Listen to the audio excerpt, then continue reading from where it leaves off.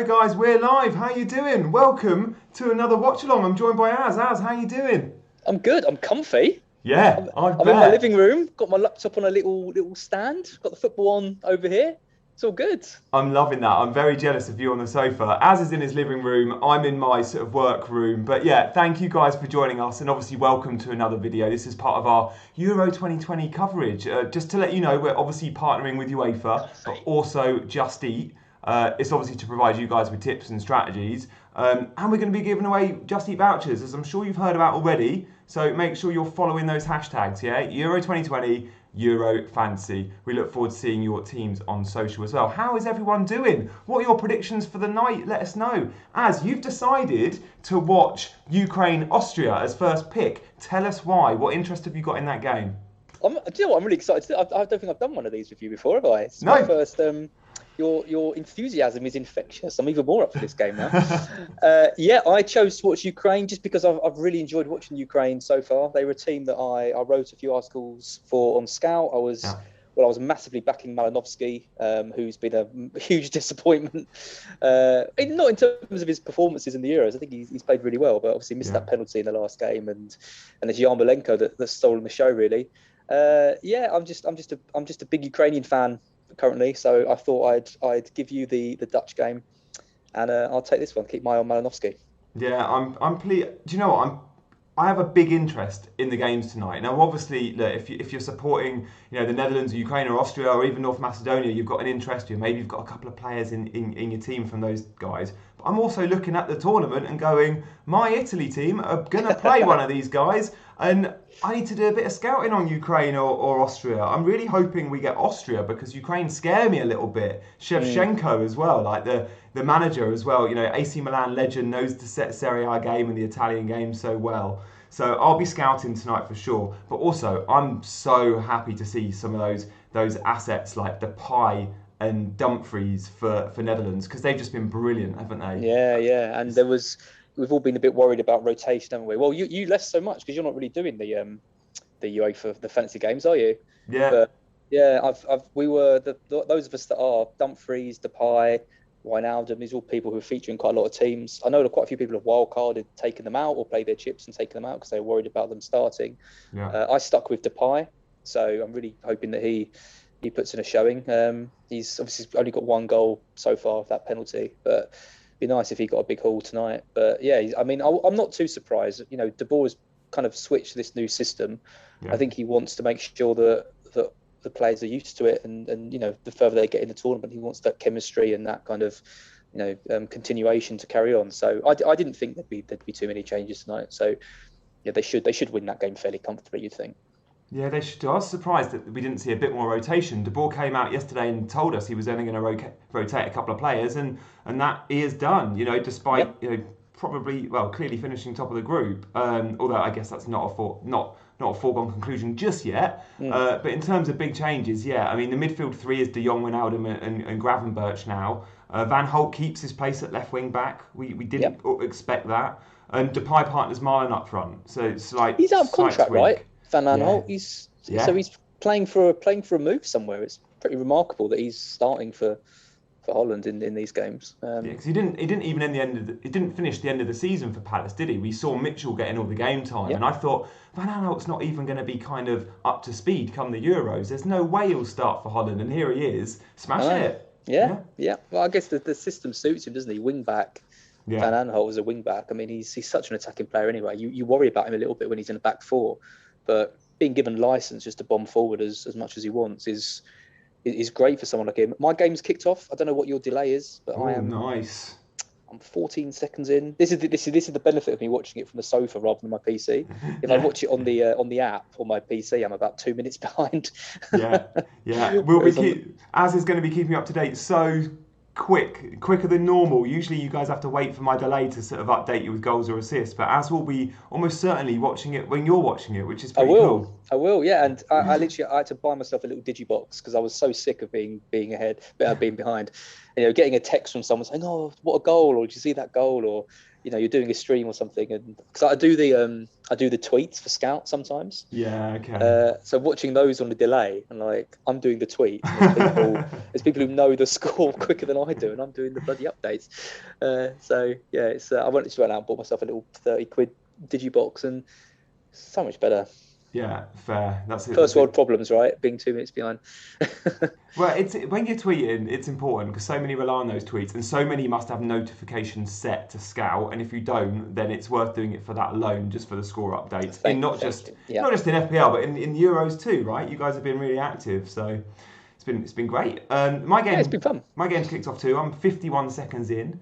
I'm in Amsterdam for my game, which lovely. is weird because we've got like North Macedonia are the home team, like as per the graphics on our screen. Let us know in the comments if you like our new graphics, by the way.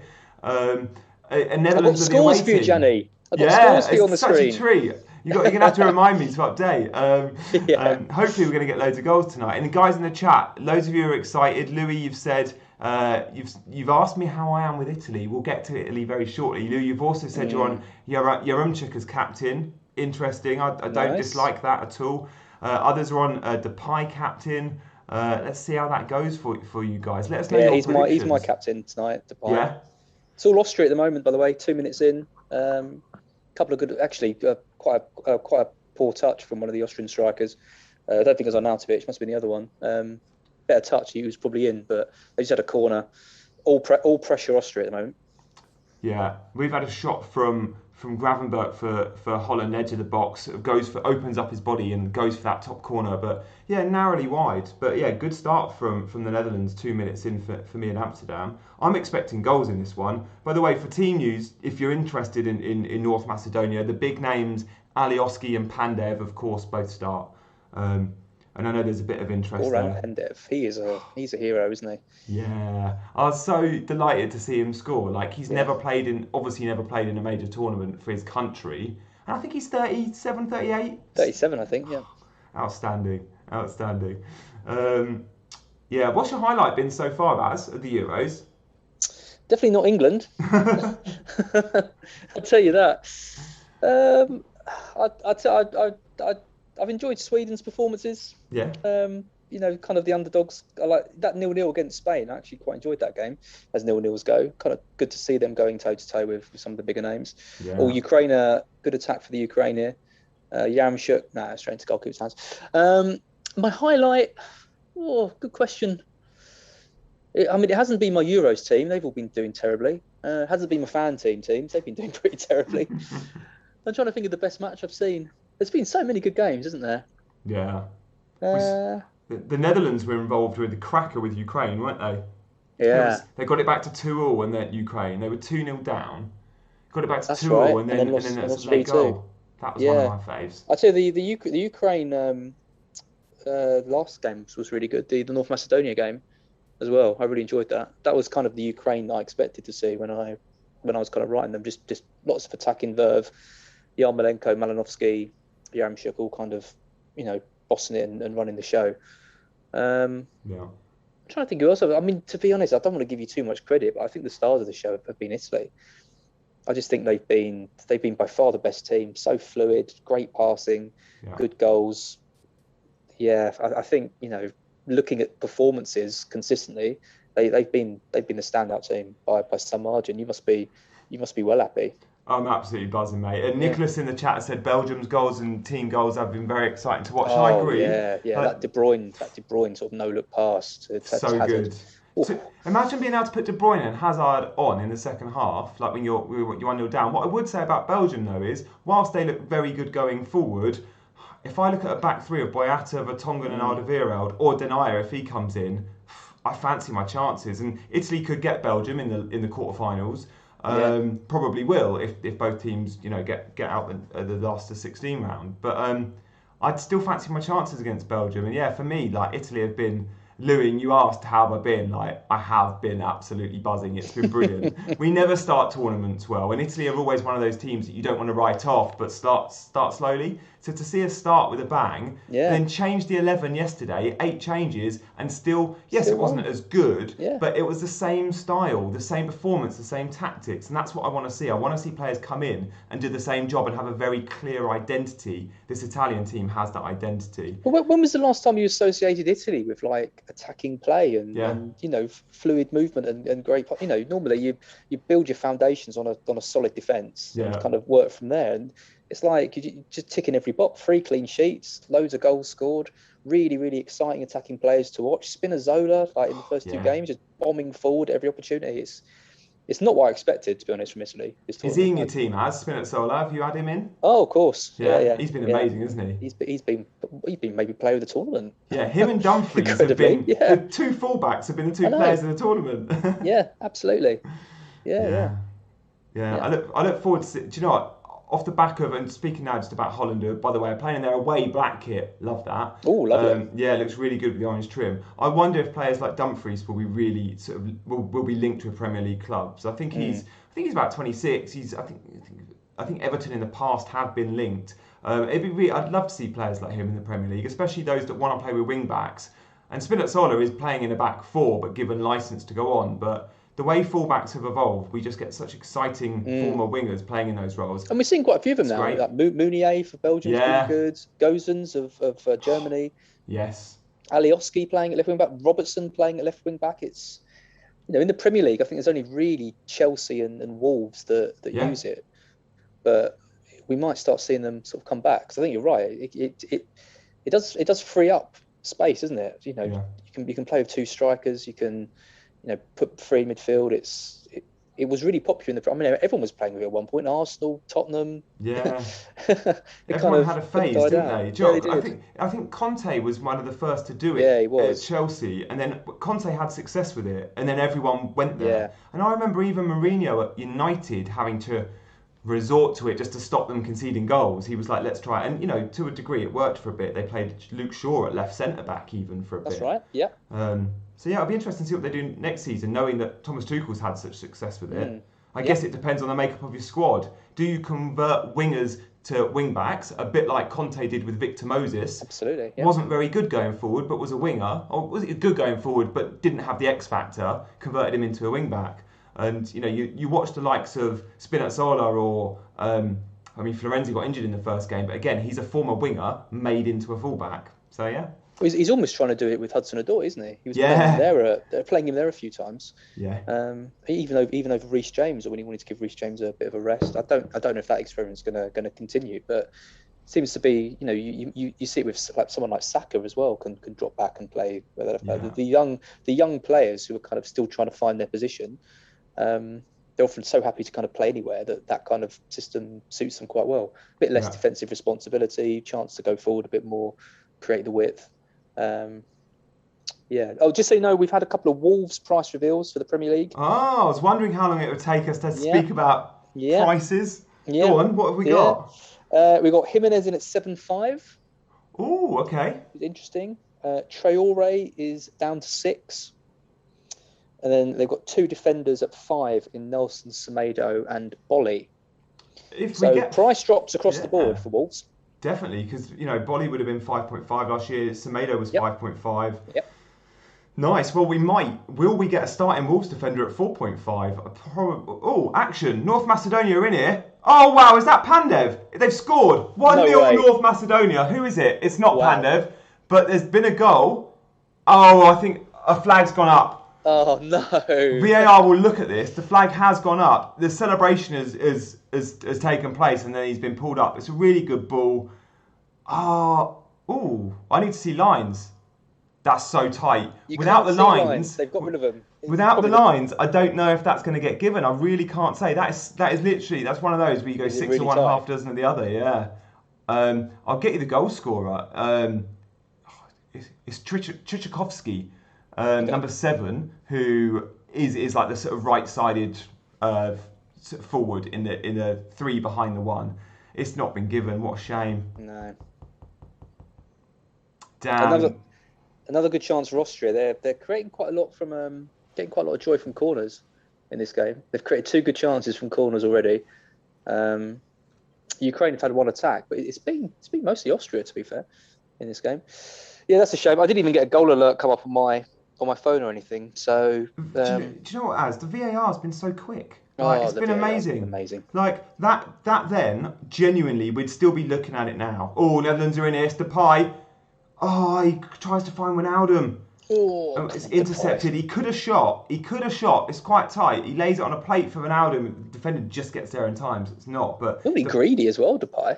Yeah, it's definitely one he could shoot with. He's kind of 8 yards out on the angle. A selfish striker you'd expect to score. Yeah, going back to the VAR then, I still think like I'd like to see the lines because it was that close. But considering it was that close and it still only took them 20 seconds, fair play. Yeah, they're just giving us a lesson, aren't they? What I can't understand though is that I've seen it work well in loads of things. Like this isn't like they've been tweaking it and they finally got it right. I mean, the first tournament they used it in was the World Cup, wasn't it? Yeah, Moscow. And it works well. Yeah. And then it works quite well in the Champions League. It works well everywhere except seemingly the Premier League, where I can't believe how much they've messed it up. I mean, they need to look at this tournament and copy the format exactly, because this is how everyone wanted it to be. If it's like this, everyone's happy. It's getting all the decisions right. There's no long waiting times. There's no way fans are going to be happy waiting in the stands for 3 or 4 or 5 minutes for a decision to be made. It's absolutely ridiculous. Yeah. We've just seen it now, and it's actually a third of a foot, maybe even half a foot offside. So a great call. G Wiz has said unlucky North Macedonia. Yeah, they did really well there, didn't they, G Wiz? Like, that was a lovely ball through, sort of fairly high line from the Dutch. And they've perhaps not got the quickest defenders on the turn. De Ligt, De Vrij, yeah, maybe, but it's just the high line stung them. But it is Memphis Depay that's sort of really catching the eye so far. 12 minutes in. He tends to do that. I would love to have seen him in the Prem, Az. I know we got him briefly at United. I'd love to see him have a proper crack because he's done so well for Lyon and now he's off to Barca. Yeah, it's surprising that he really was so poor for United. He could just never get going, could he? I mean, they made that was Van Gaal, wasn't it? He bought his fellow Dutchie in, Bought his fellow Dutchman. They had Di Maria, they bought Falcao, they put like all these quality players and couldn't get Van Gaal just couldn't get anything out of any of them, could he? They were all poor that season. Di Maria ended up moving to France. Falcao went to Chelsea and still couldn't get it together. Depay's gone on and sort of made kind of redeemed his career a little bit more. But I'd like to see him as well. He always looked to me like a player who had something about him, but I think he just got frustrated quite early on and. It's kind of wrong club, wrong time. I don't know. Wrong club, wrong time. That's exactly it. Well, I think you just have to look at him. He's so extravagant. He wants to be the centre of attention. He wants to be the main man. And I think he was in a team of superstars. Yeah. And it just wasn't right. And now he's gone off to Lyon. Everyone's talking about him. Yeah. Yeah, I think you're right. And also, I guess United are in such transition then. It was like not only have they got a new manager and a new identity because Van Gaal wanted to play wing backs and stuff like that. Yeah. It was then a load of new players as well, and it was perhaps just a little bit too much of an overhaul. And we all know what happened. It didn't work out. Daley Blind was another one. I think Van Gaal probably brought in. He did. Still starting for Holland at left centre back. He's keeping Ake out the team. He bought a hell of a lot of players, didn't he? Yeah. You can't say he wasn't backed in the transfer market. Yeah. I'm sure that wasn't it as well. I'm sure there's people in the chat who know other players that he bought that didn't work out. Moyes wasn't backed that heavily. Moyes got Mata and Fellaini. And I guess at the time Mata had just won Chelsea's Player of the Year, but Fellaini, he's an Everton player, and he was like an Everton, mid-table player. But then, Van Gaal goes and gets superstars in kind of Depay and Di Maria. I remember Moyes. He was desperate for Fabregas, wasn't he? Yeah, that's right. They put all their eggs into signing Fabregas, and it got to like deadline day, and then they just hadn't signed anyone. and they got Fellaini. I think they put in a £25 million bid for Baines and Fellaini or something, and then ended up paying like 30 million just for Fellaini. Yeah, that does ring a bell, Yeah, funny how you remember these things. Yeah. Under Fergie, he would have been a star, says Jimmy. That's a fair point. Probably would have. Yeah. Schneiderlin, he was awful. Yeah, you're right, Louis. They paid about 25 for him as Schneiderlin, yeah, well. of course. He was about Yeah, 25 from 25 million, wasn't Southampton. Yeah, he? Yeah, yeah, I thought that was a great signing for them. yeah. I really did. He looked good God, He went through a phase of scoring goals. I remember as a bit of an yeah. FPL asset at once upon a He time. was a very, very tidy player at Southampton. Yeah, I remember him signing and thinking this is a really good bit of business for United. forgot about Um, him. just to give a bit of an update, it's still all Austria. Arnautovic has just had an absolutely terrible shot from just outside the box. Should have done a lot better. But yeah, Austria are looking good. I've barely seen anything from Ukraine. A really good ball just in from Austria. It's hard to know who the players are. It wasn't Alaba, but just missed by all the Austrian players. If it carries on like this, it won't be long until Austria score. They're all over Ukraine. They let us know when you see a sort of wide angle where Alaba is playing, because we all hoped he was going to be playing left side of midfield where he did in the friendly. He is. He's left wing. He's pretty much left wing. Nice, because he's played at left centre back, isn't he? And it's like, oh, we don't want to see him there in fantasy. No, he's really advanced in this game, and they're trying to use him as much as they can. They're getting the ball over to the left side as much as possible, really. Yeah. Okay, that bodes fairly well for goals in that game. For me, it's still all been the Netherlands, and Macedonia have come the closest to scoring with that just about offside goal. But yeah, Netherlands have looked sharp other than that. It's just you wonder if their defensive high line might cause a few problems, knowing Macedonia want to run in behind. They'll have a go, Macedonia, though. I've enjoyed watching them. They know they're not going to be at these tournaments every single time, and they're just having a go. Well, they're what, the lowest ranked tournament in the whole lowest ranked team in the whole tournament, but they've done well. They've been good when I've seen them play. When they played the Ukraine, I thought they put in a really good performance. Of course, it was the first game against Austria. I think they lost, didn't they? But I don't think it was by much. Was it 2-1 or something? They scored a goal, didn't they? So, they've not been 2 goal shy, which is good. Yeah. No, I like them a lot. It's not, and like Hungary as well. Look at Hungary. No one's given them a chance. They're not completely out of it. If they were to go on and win against Germany, they'd be through. No one was expecting them to get a result against France. That'd be amazing, wouldn't it? Hungary go and beat Germany and get out of the group of death. It's so good. But they've been good in both games. They were good against France, and they were really good against Portugal. And if not for that last kind of 6-7 minutes, when it all kind of turned on its head, they scored that goal, didn't they? Yeah, it was 0-0. It was 0-0 for the first 80 minutes. Yeah, they went 1-0 up. They scored a great goal, and it was offside, and then that kind of deflated them a bit, I think. And then their heads went, and then they conceded twice to Ronaldo. But really good performance, I think. Hungary have been they really had to step up their game given the 3 teams they had. Yeah, and they did. So yeah, fair play to them. Oh, Holland come close again. Wow! It would have been a Depay corner. And guess who gets on the end of it on the header? Your boy Dumfries. Is it? Oh. He's about 8 yards out. It's a diving header. Oh, it might actually go off Pandev, but you'd expect him to work the keeper from there. It might just come off Pandev's shoulder. It's badly timed for That'd Dumfries. be the goal of dreams for a lot of people, I think. A Depay to Dumfries goal. That would really be good. Especially those that have got the armband on one of them as well. There's a few Depay captains out there. Yeah, I'm one of them. Yeah. I'm hoping he gets something. Yeah, I've got a couple of Belgian players. I played the wild card in the end this week. I saw the Italy team, and I was 3 players down from the off, and I just thought, I can't be having that. So, I thought I'd have a bit of fun. I got in De Bruyne and Hazard, so I'll be watching that game later. Nice. And how many games can you own De Bruyne and Eden Hazard, Yeah, and knowing that they're both going to start, 2 that have been sort of often out, one of them's often out with an injury, and we've actually had it confirmed from Martinez that both will start. What a treat. That's the stuff, isn't it? When you get confirmed, lineups from managers, that's when it's, that's a real treat, isn't it? If only Guardiola could do that a bit more. It's funny because in the Premier League, our managers tend not to. Like Ancelotti's one of the few that sometimes give snippets away. But in Europe, like in Serie A, we see it a little bit more. And certainly in international football, we see it a little bit more. But it seems to be in England that, managers don't want to. And why, it makes complete sense why you wouldn't reveal who's playing. I completely get their reasons. But it's definitely nice when Ancelotti will give us a little snippet. Do you remember when Bielsa just read out the whole thing? Yeah. Like Melier, Eiling. Oh, it's a goal. It's a goal for Austria. Oh, you said it was coming. From a corner as well. They've been Ukraine have been absolutely all over the place from corners. They can't deal with it. I think it might be an Alaba assist. Oh, nice. Which you'll be happy, but they've been by far the better team. They massively deserve to be 1-0 ahead. Just tell you who the goal scorer is. It's Baumgartner goal. One of my favourite names in football.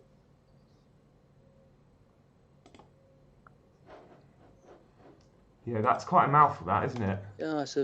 Yeah, it's just a simple goal. It's just a corner that just comes in, and Baumgartner gets to it before the Ukrainian defender. I mean, they've had about 3 or 4 warnings from corners. Yeah. Ukraine. They just can't deal with the delivery. I think it's Alaba on the corners. His delivery every single time has been brilliant, causing them all kinds of problems. And does he get the assist? Yeah. He kicks it straight to Baumgartner. It's an easy one. The Ukrainian defender just doesn't get anywhere near it. Really, really, really poor goal to concede from the Ukraine. They've had tons of warning that's coming. Austria deservedly lead. They've been miles better than the Ukraine, which is surprising given how good Ukraine were in the first game. Yeah. Oh, post for Macedonia. Wow, it's from about 30 yards. They're number 9 down the middle. He's about 20, maybe 20 yards out. Yeah, he's outside the box. He laces it, and it beats Stecklenburg all day long. Hits the base of the post, and then the ball travels along the line and goes out for like a throw-in or a corner. It could have been one of those where we got post then the other post, which is always amazing. So they're knocking the door then, North Macedonia. Could Austria top the group here? I mean, that'd be something. I think if North Macedonia win, Austria, would they? No, because they'd both be on 6, wouldn't they? And Austria lost to the Netherlands. Wait a sec. What have Austria done until now? They've won and lost, I think. Yeah, they're on 3. They'd be on 6. Yeah. Yeah. No, because it goes to head-to-head before goal difference. Goes to head-to-head. Yeah. So they can come second. Yeah. Netherlands have already won the group, which is why everyone thought they were going to rotate a bit more. I think for this game. And same as Ukraine, they can't. Even if there's absolutely no way the Ukraine are going to win this game if they carry on playing like they are. They're really sloppy in possession. They're not creating anything. Austria are just absolutely all over them. So it's a big disappointment from what I've seen of Ukraine from the last 2 games. Do they look like a different team, Austria, with Arnautovic in the team? Do you think? Yeah, they do. Because we've seen him sort of miss game time, and they probably struggle without him. Well, he's giving them an option that they know they can always just give the ball to him, and he's going to be threatening. He's obviously really strong playing up front. He's quick. They can put balls in behind. They can put balls to his feet. He's been brilliant. He's been brilliant. I mean, Alaba as well. I mean, I've seen Alaba play in this left wing position before, and thought he doesn't look right because he's not a winger, but no. He's been playing really well. He's been given too much space. They've got another corner now. Austria. They're literally just pinging the ball up, getting corners. Alaba with another great delivery. Oh no, cleared. But he has got a wand of a left foot, hasn't he? He's one of them. He's just putting the ball right into the danger zone, and the Ukraine are just about dealing with it every time, and they didn't that one time. Oh, there's a counter attack here. It's 2-on-1 for Holland. Okay, they may have slowed it down a little bit. It looks like Depay with the ball plays it out well. Oh, it's a 1-2. Depay goal. 1-0 Holland. Depay goal. That's a really good. It was Marlon who got the assist, by the way, who a lot of people have perhaps taken a bit of a 1-week punt on because he's come into the team and we thought he'd start. But the front two combined so well there. It's from a North Macedonia set piece, perhaps a corner. And yeah, on the break, you think maybe they slowed it down a bit, but really nice 1-2, give and go. Pandev's gone down injured, by the way. Oh God, that's not good. Yeah, the spray, he's getting spray on his ankle, but it's a great counter attack from the set piece, from the edge of the who's the box. Assist? Marlon? Marlon assist, yeah. Marlon assist. And Depay dribbles it from his own half. Oh, I can see it. If they're showing it. Oh, it's a really nice goal, isn't it? That's so nice. Give and go. Oh, a lovely finish as well. Yeah, it's cool finish that, isn't it? Left foot really cool. in the corner. Oh, what a shame, because North Macedonia were doing so well. They had a goal disallowed and they hit the beans on toast. But the Netherlands lead in Amsterdam. Although Depay, I'm very happy for all those that are giving him the armband. I've got Depay in my fan team. Oh, VAR are looking at it, but I'm sure it'll be given. I don't know what they're looking at. Maybe the really? foul on God. They're probably looking at the foul on Pandev on the edge of the box. I think Blint tackled him on the edge of the box and won the ball. I'm on 25 minutes. I think we're good. I'm sure the chat would have let us know. Well, another really poor ball from the Ukraine. They're just not. They're not at it at all. I'm not updating the score until the check is over, but we are close.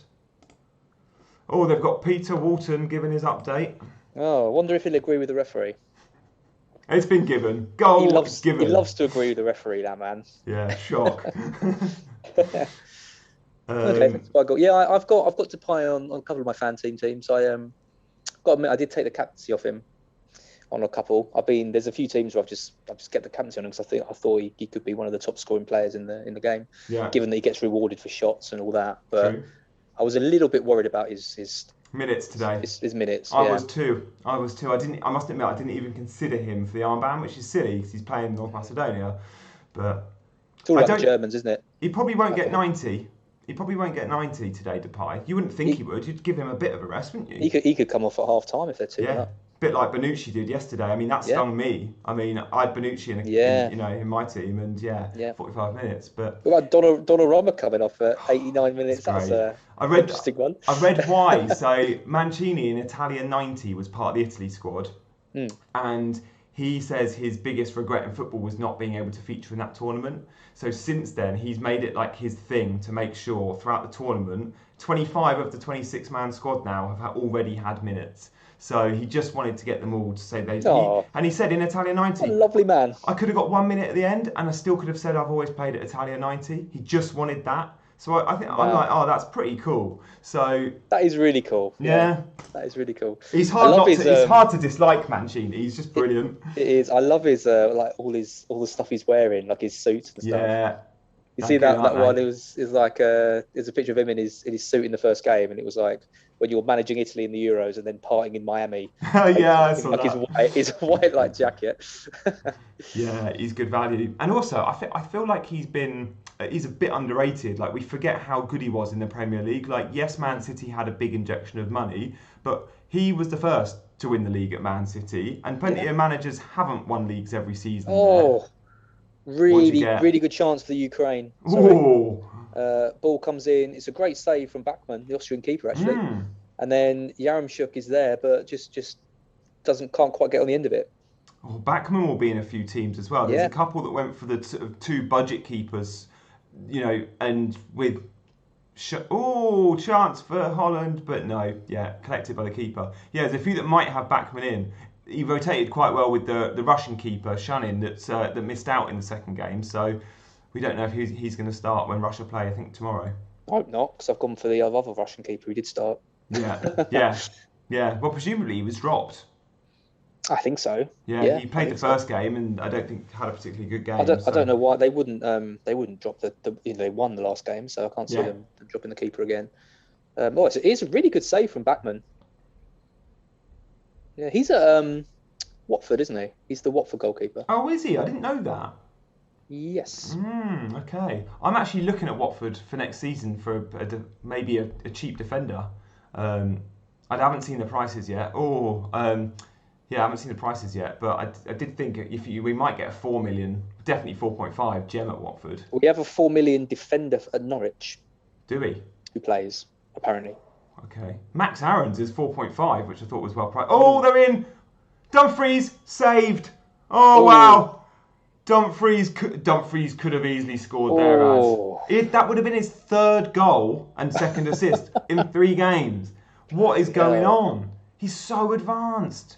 So who plays him in? Oh, I think it may have been Marlon from the left. It was again on a counter-attack. And he's looking for, Depay or whoever up top. But no, it's Dumfries closest to the goal, so he gives it him, and keeper sort of meets him really soon. Dumfries? So Dumfries, he's probably shooting there from 8 yards, 10 yards out on the angle, but the keeper gets there so soon that the keeper's only about 2 yards from the ball. So it's a relatively easy save. He just got to make himself big.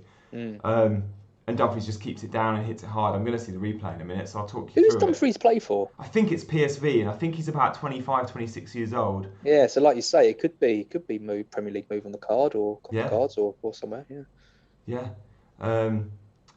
All the Watford defenders, gee whiz is on it. Thanks, mate. Safe. He's a 4.5. Adam Messina, by the way, guys, he got in the Championship Team of the Season, and he was the only Watford player that did.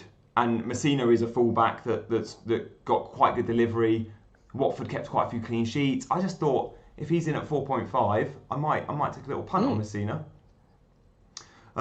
Usually you expect a team that gets promoted to have quite a few players in Team of the Season, but yeah, Messina was the only one, which I thought maybe spoke volumes. Obviously there was a fair few Norwich and Brentford players in there. Yeah, but only one. They came second in the league as well, didn't they? Yeah, quite comfortably as well in the end. Yeah. Ishmael Sarr, I think, had another good season. Oh, I think he's a lock-in. I think he's a lock-in as well. They did well to keep him, didn't they? Watford. I don't know how they did. I mean, I remember Liverpool were being linked with them, weren't they, for about 35 million. So Baumgartner's coming off. He's got an injury. Oh. So the goal scorer's coming off. I think he doesn't look too happy. I think it might be his hamstring. He has walked off, but he's looking absolutely furious. Yeah, if you're coming off this early in an important game, and you've just scored, yeah, he's not going to be a happy bunny. And no, of course, they'll be playing him 4 or 5 days time. He's crying now. Yeah, I'm not surprised. That's probably tournament. If it's a hamstring, it's probably tournament over, isn't it? I think that is Baumgartner out because he's just sat on the side and he looks absolutely distraught. They're walking him out. Yeah, that's his tournament done, I think. Gutted. Yeah. Well, they need to make sure they keep on Arnautovic on the pitch then.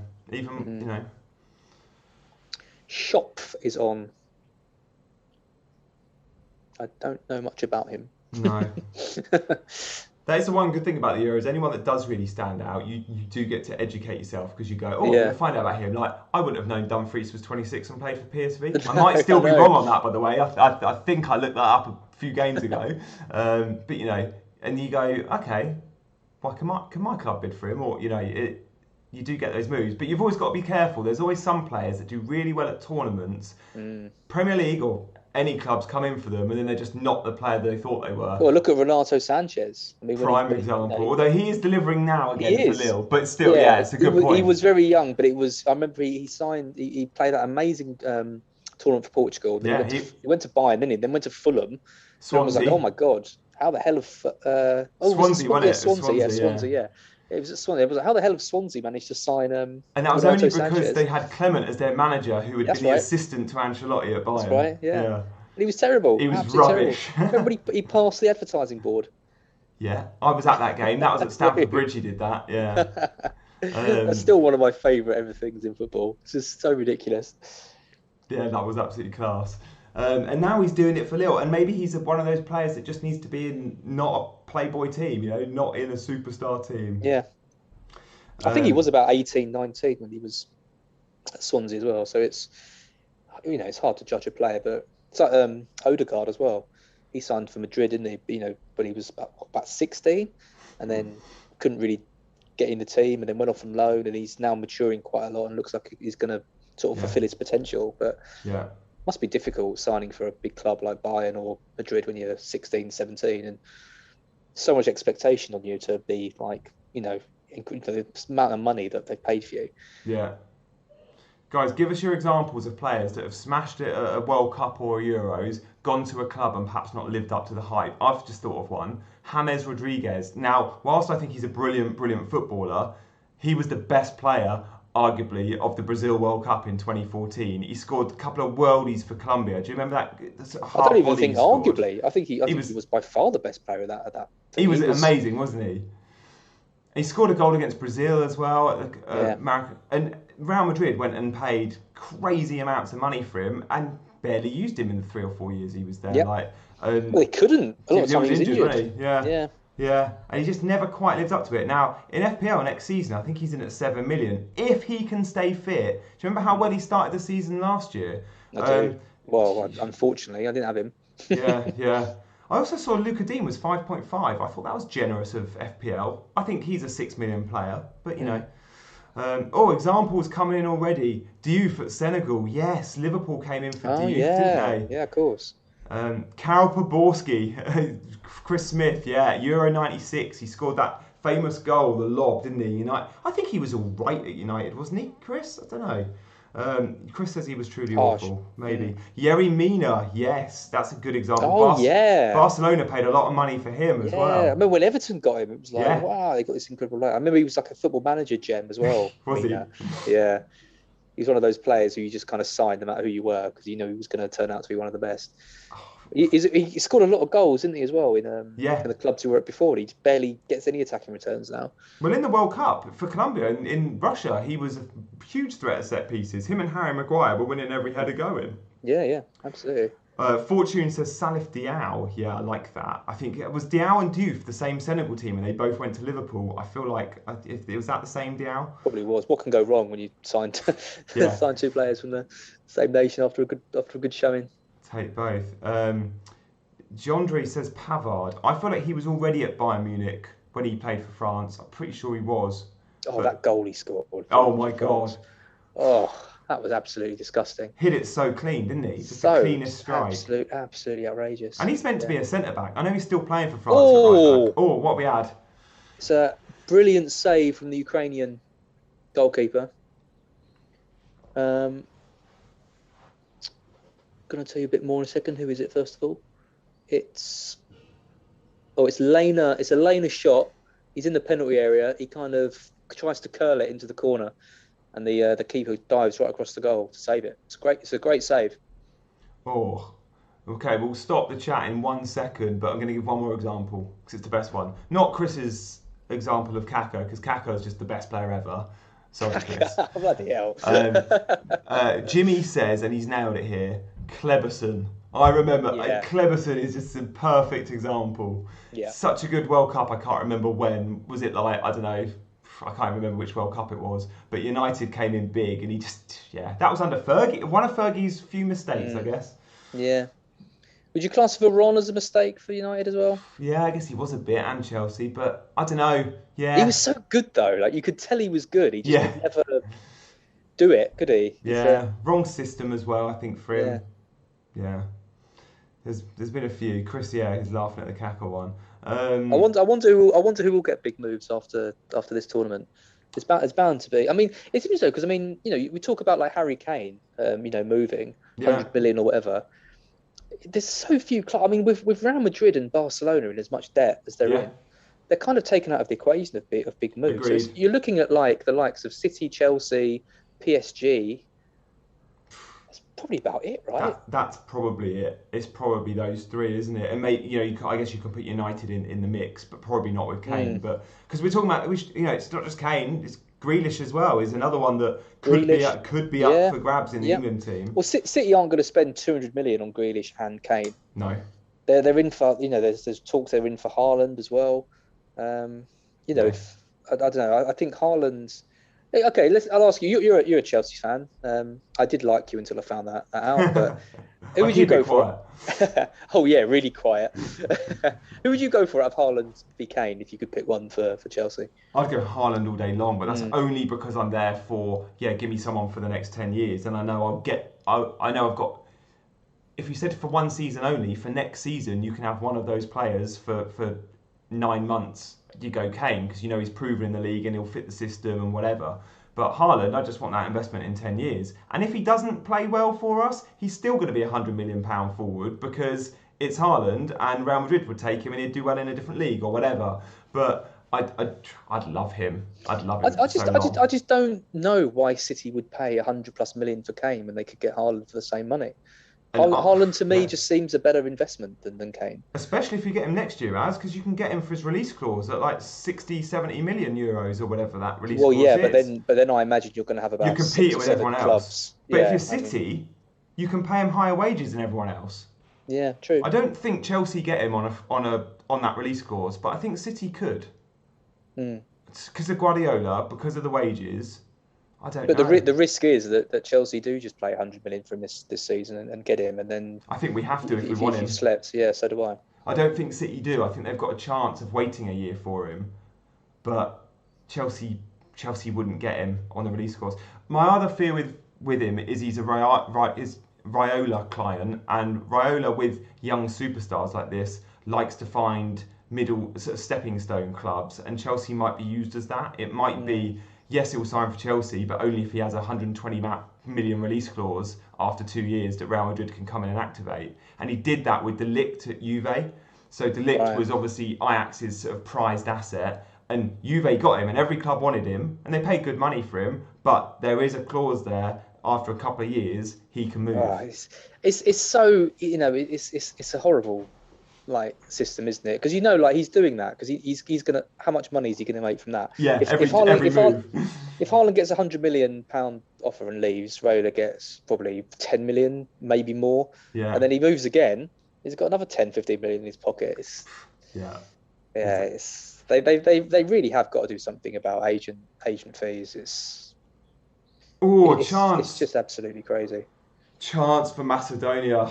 They won't get many of them. It's a corner, and it's a free header 8 yards out, and it skims the centre back's head and goes out for a goal kick. He has to hit the target there. If North Macedonia are going to get anything from this game, they have to take the surely very few chances they'll get, and already they haven't been clinical enough.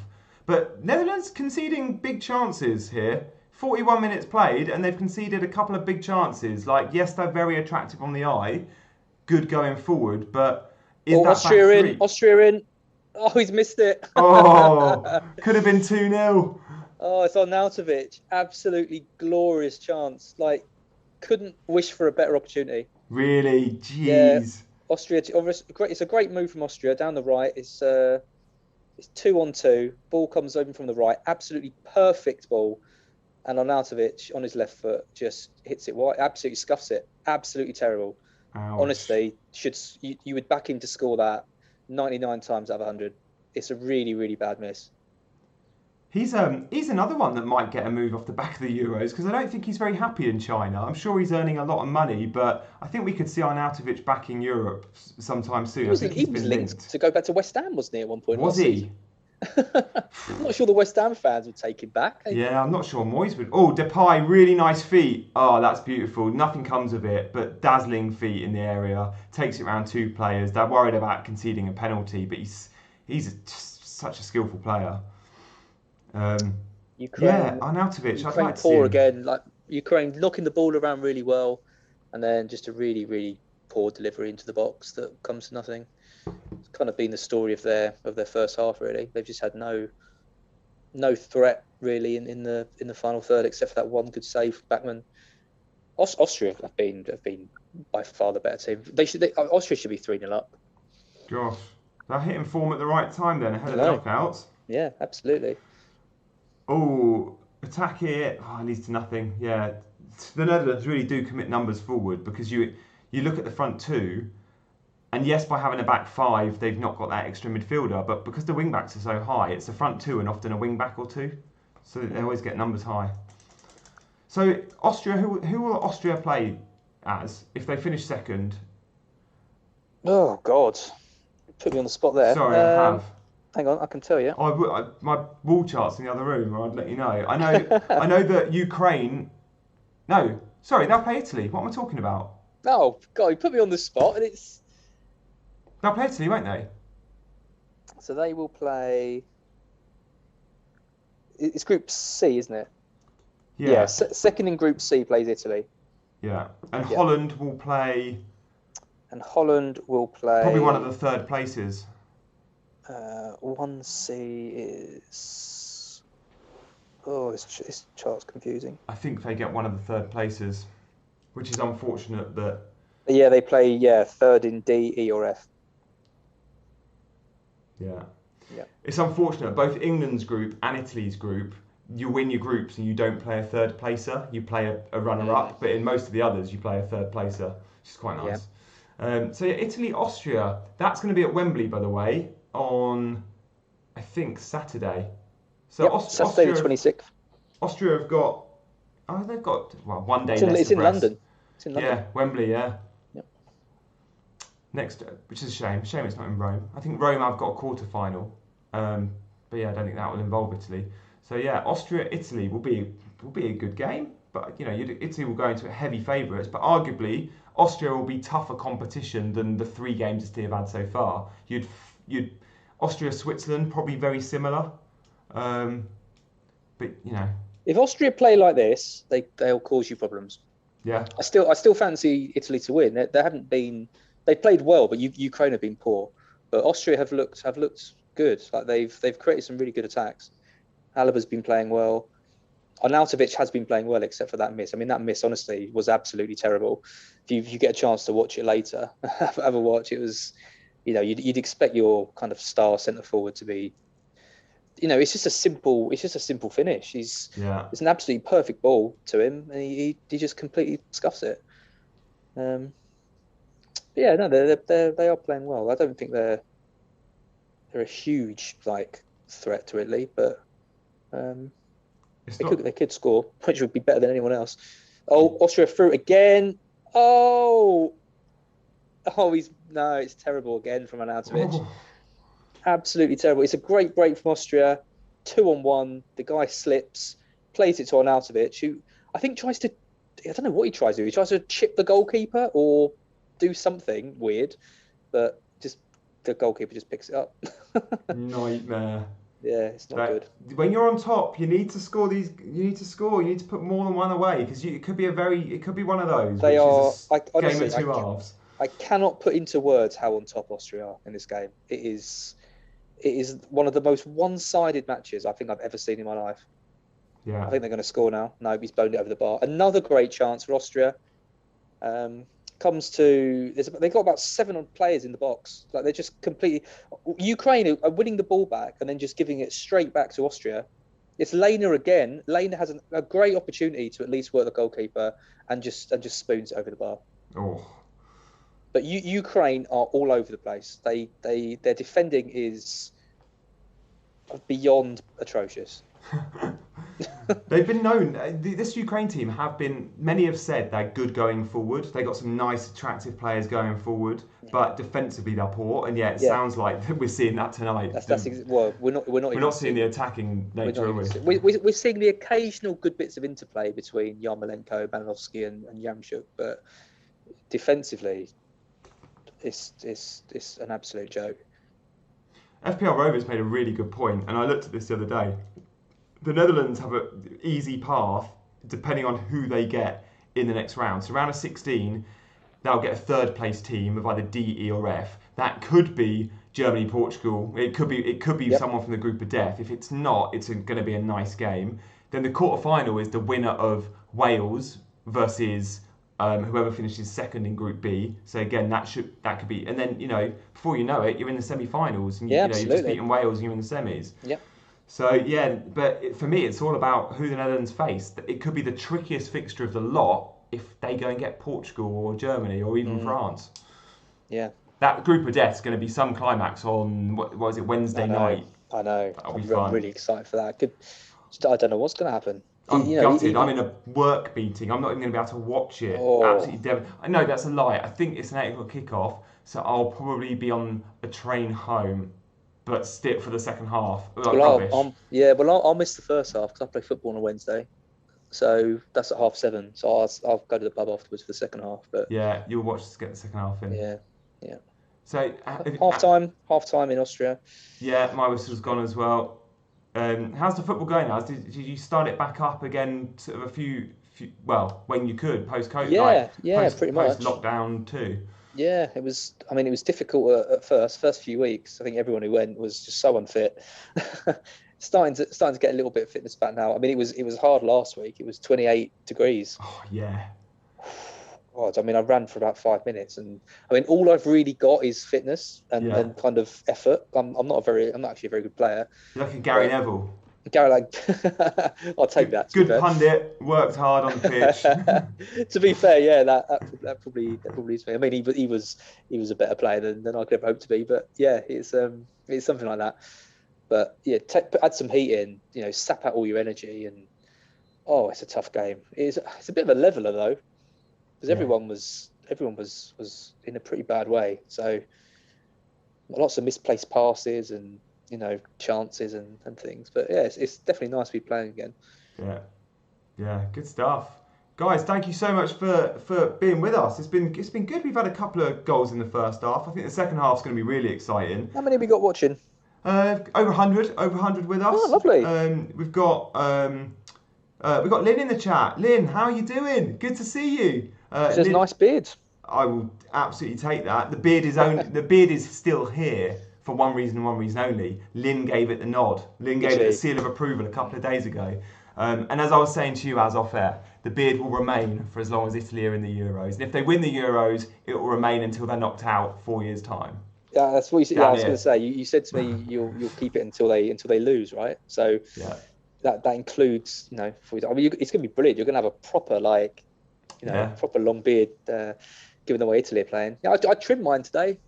I was doing the stream earlier and I looked at myself and thought, God, I need to sort myself out. Get rid. For more grooming advice, continue watching this channel. Please like and subscribe. This video is not sponsored by Manscaping, but it should be. Get out there. You want to, There are watch-alongs sponsored by Manscaped, which I actually don't know what Manscaped is. I thought they sold clothes. What, they sell men's beauty, do they? Well, kind of, yeah. Okay. Men's grooming products, but not for the face, shall we say? Oh, I genuinely didn't know the answer to that. I've seen watch along sponsored by Manscaped and I just thought it was like, online shopping. Good question coming in from Ads. And guys, we want to use half time to chat with you. Yeah, so hit us up. Give us some questions. Loving that. Ads. More appearances on the FPL show coming this season, lads. I think we'll be featuring at some point, Ads, won't we? Oh, yeah, for sure. Hopefully together. Absolutely, yeah. We did. We've done one together before recently, haven't we? Yeah, we've done a fair few together, but I think this probably only a couple of months before the end of the season we did one, didn't we? Yeah, I'm trying to think when else. Yeah, I think we've probably done 2 or 3.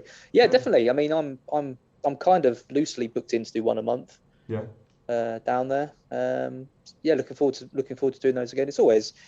I mean, I'll tell you what what I'm looking forward to is the kind of COVID protocols relaxing a little bit there. Fed. We can get fed again. Normally we go in as a kind of a run. You feel like a proper celebrity. You go in as a runner. He says, "Oh, can I get you a drink? Can I get you some food?" Although you go in there now, you've got to basically sit in a green room on your own. You've got to do your own makeup. I mean, God, liberty. What is the world coming to? So yeah, but they're taking it really, really seriously. It's a proper, you're not allowed in with fabric masks. You've got to wear disposable masks. You've got to, only 2 people in a room, masks everywhere and the thing. Like it's good. I'm glad that they are taking it so seriously. But just like everything with COVID, it'll be nice when things kind of return to some sense of normality. Yeah, I'm looking forward to getting fed again. That's for sure. Me too. And even going in quite early, like they've even encouraged us to go in, I don't know, an hour and a half before the show starts because we don't want to be in the building too long. But when things are back to normal, if there's going to be cool people in, like I know there's going to be, I don't know, Michael Owen in, I'll be like, oh yeah, I'm going to get in the green room nice and early because I can hang out with footballers. That's cool. Yep. Met Michael Owen, met Jamie Carragher. He's very cool. I was with you when you met Owen. Oh, were you? Yeah. When I went and fanboyed him. And he gave me the most Michael Owen response to my question. Did I tell you about that? No, I didn't hear what you said. I think maybe I took the photo. I went up to him and I just said, "Oh, Michael Owen." He kind of shook my hand and I said, "Oh, just so you know, your goal against Argentina is pretty much the goal that got me into football. Like it was amazing." And he just looked me right in the eye and went, "Oh, really? I don't really remember it." And I was just like, that is the most Michael Owen response. Yeah. I can't work out whether he was trying to be like intentionally kind of sarcastic or whether it was just kind of really it was a strange one. It's kind of yeah. Thanks for that. I do remember that actually. I do remember that really well. So I remember us talking about it. Guys, we've got loads of questions, so I'm going to get through a few really quickly. Spike, you're asking about when you think FPL will go live. Don't know, but probably fairly soon. Like when you get player prices out, you think it's going to go live. So stay tuned for that. And obviously, if you're following Scout, then you'll be alerted. How are you guys finding the chips in Euro Fantasy? I'm going to come to Az very quickly on that. Do you like the chips? Would you like them in FPL? I mean, the chips are fine. Like in terms of limitless is quite cool. Being able to pick a squad of whatever players you want. I liked it because I went just for all the most expensive players, and it kind of makes you ignore the kind of the mid-price players who actually can do really well as well. Yeah. So I don't think I'd like to see it in FPL because I think it does kind of negate the kind of advantage you can get for building up a decent team value and make that a little bit less important. But I do like the idea of it. Maybe they could introduce it as a separate chip, for example. Have free hit limitless and get rid of the triple captain or something. Triple captain's so rubbish. I prefer if the triple captain was like double captain. You could pick two players, a bit like it is in an Elite Syrian, which is quite cool. I just don't think the chips work. I don't think limitless works in this kind of tournament when there's so few rounds. I mean, you can't use it in match day 1. You pretty much have to use it in match day 2 or 3 because it's the group stages. Then you get another free wild card, and then you've got another wild card anyway. So you kind of there's 2 rounds where you can make unlimited transfers anyway. Plus you get a wild card, so that's 3, and then you get limitless as well, so that's 4. There's only 3 weeks, and basically you're not playing a chip. Wow. I just find it a bit stupid. Yeah. I prefer the fan team one where it's just set your team up and just forget it, to be honest. I don't really like all these making changes and transfers and captains and all that. That's probably the reason, actually. Genuinely, like I didn't know which game I was going to play. I wasn't going to play any game, and then I just went with the one that I thought was going to be quicker and easier. Oh, and obviously had a bigger prize. So yeah, that was a fairly easy one for me. We've got those more questions. Gurab asking about Group F. What a group. What do we think to Germany-Portugal? It was great, wasn't it? I think Germany was so good in attack. And where do we think teams will finish up in that? I mean, Germany obviously they're going to smash Hungary. And then the Portugal-France game is going to be outstanding. I know everyone's been so excited about France. And on paper, yes, they are brilliant. But you look at the chances they've created in those 2 games, barely any. Look at their XG in those 2 games.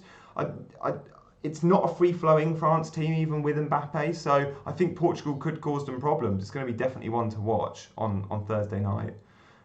What's your target next season, Az? Because I've been asked, and I want to know yours first. And thank you, Niall. I appreciate that. But yeah, I'll have a think about my rank. Az, what are you going for? What did he say to you? Did he pay you a compliment, or did he insult you? No, I genuinely got a compliment. You're nice. One of the best FPL managers. I'm not sure I am, but I will take that. How much you pay him, Gianni? I know. What's your realistic rank? I mean, I would say realistic next season. I've only had a couple of seasons when I've not hit the top 1%, so it'd be realistic to get sort of 80, 90k. I would love a top 10k. I do think it's becoming harder and harder to get, and I'd probably right now just take the 1%. What about you, Az? Beat Mark. Yeah, simple. Beat Mark. Mini league or head-to-head success is so important. We often forget about that. Well, beat Mark, and I've probably got a good rank anyway, so that helps. But bought on to do this this podcast with. Well, not bought. I bought Mark on, should I say, to do the podcast with me. Did you? Are you the brains behind that? I'm the brains of the beauty. Mark does all the work. Amazing, good setup. So I guess he's the brains actually, and probably the beauty as well. But yeah, no, it's fine. I don't mind having one season where Mark beats me, but it can't become a running theme that I'm doing this podcast with Mark and he just beats me every year. So I need to nip that in the bud. I need to make sure that I have a strong season next year. I had a poor season this year, finished 136k. So yeah, good season. Aiming for 10k, top 10k again. Beat Mark. Done. I had my worst season ever, Az. I finished 326 or something. And worst season ever. And by the way, it was the only season and first time I've ever done a weekly team reveal video. And you can watch those videos on Fantasy Football Scout YouTube channel. and Az, we might be doing a bit more of that next season. We will be, definitely. We're definitely keeping that going. You were doing it with Andy. I assume he got you with mind games. I will probably do the same to you. So strangely, I don't really understand because most weeks he agreed with everything I said, and we had very similar looking teams. And he had an unbelievable season, and I had a terrible one. It just Shows how FPL can go, right? He was I always do. like, I do remember him saying though that a couple of times you went on the stream and said something, and then went and did something completely different. yes. And that is rule number one. Yeah. What I learned that when I first started doing the Scoutcast. You just have to do what you're going to say you're going to do, and it's not because of any kind of principle or anything. It's because often what you say on the streams are the things that you should do. Like they're the things you've researched. They're the things that logically make sense, and then you just get lost in a kind of deadline day haze where you end up doing mad things and they don't pay off. So we'll try and sort that out for you next year. We'll try and get you doing what you say on the streams, and hopefully you do better. Do you know, I always do what I say I'm going to do on the FPL show, because I feel like, you're going on telly, it's fixed. It's also a Thursday night, right? The team reveals are sometimes recording on a Monday or a Tuesday, and you can say you're going to do something, but they're subject to so much change. I know. So yeah, that will be one of my rules next year. Sharia said Shari's reading my book. So I guess I'm aiming for the top 1%. That's right, Cherie, thank you. I'm very pleased to see you're reading this. You can get your hands on it, so do give it a check out. Like Google Fantasy Premier League Unlocking the Secrets to the Top 1%.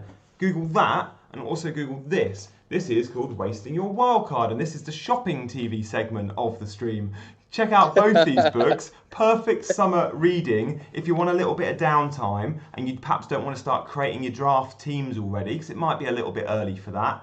Get some reading in, give it a month, then start creating the drafts. That's my advice. Let's start the bidding at 50p. Yeah, exactly. We've been there, done that. Guys, this is now I've done the shopping TV thing, I just want to quickly whiz through the membership stuff, because if ever there was a time to become a member, it's now. There's already content around the price reveals, by the way, that we've had in the last 48 hours or 24 hours. And look, you get all these things. Just check out fantasyfootballscout.co.uk. If you had to pick one bullet point there, Az, what would be your favourite thing that you get from all those things? Like, I'm looking at it, I don't know, the 150 membership articles are pretty cool. Like, being able to read some of those articles from some of the contributors Scout has, that in itself is worth the money, right? Yeah, absolutely. You obviously get the stats in there. So how it works is the free articles are often like some pro pundit pieces and roundups of different games and stuff. So you get loads just for being a free member. But if you upgrade to the premium side, then you start getting the real kind of stats that feature in the members area. So things like touch in the box, shots, all this kind of stuff. For me though, it's the player comparisons. Yeah. And with the new members area that's going to be coming soon, you'll be able to compare 3 players rather than 2. And that is the thing on Scout that I use the most. When I'm deciding on players to pick in my team, trying to pick defenders, trying to pick 2 midfielders who are quite equal, just being able to look at the stats and see who's winning on certain areas is really key for me. So really looking forward to new members start. Really looking forward to being able to compare 3 players, because it almost lets you compare like a whole back line as well if you're looking at centre backs and the 2 left back, right back, all of that. So yeah, sign up. It's pretty decent over there, and I'm not just saying that. Yeah, I kind of am, but not. Well, I guess you were a member long before you became associated. Absolutely, I've been a member every year for about 10 years, ever since I first discovered the site. Yeah, proof is in the pudding. Guys, there is subs. Timber coming on for De Vrij. Okay. There's 2 subs. I'm just hoping Depay's still on. So that's 1 sub. So 1 sub. So Timber is centre back coming on for De Vrij centre back. And then Berghuis coming on for Dumfries. Denzel Dumfries, guys. Oh. He's not going to get you clean sheet points. He's not going to get you goals. He's not going to get you assists. He's not going to get you 90-minute points. Oh, and 2 good chances and a clean sheet, and goes off with 1 point. Subbed at 45, guys. That's disappointing. Big substitution for Ukraine as well. Malinovsky's gone off. Ah, okay. So anyone that's held on to him or picked that's a surprise. That it could be an injury, maybe. I don't know. I mean, he's one of their key players. Didn't look like it. Just off at half time. I think it's tactical. He's been pretty ineffective. They need to do something. I think they need to shore up the midfield, because they've just been. I mean, they need to shore up everything, but they really have been taken apart by Austria in that first half. So I think it's tactical. I would like to apologise to all the people that I went on and on and on to about Malinovsky. I think he's ending with about 3 points or 4 points for the whole group stage. You had every right to. He's a cracking player. Yeah. It's one of those things. I've watched him a bit, and so he is mustard. But yeah, it just didn't work out. Maybe it will though. Maybe it will in the knockouts.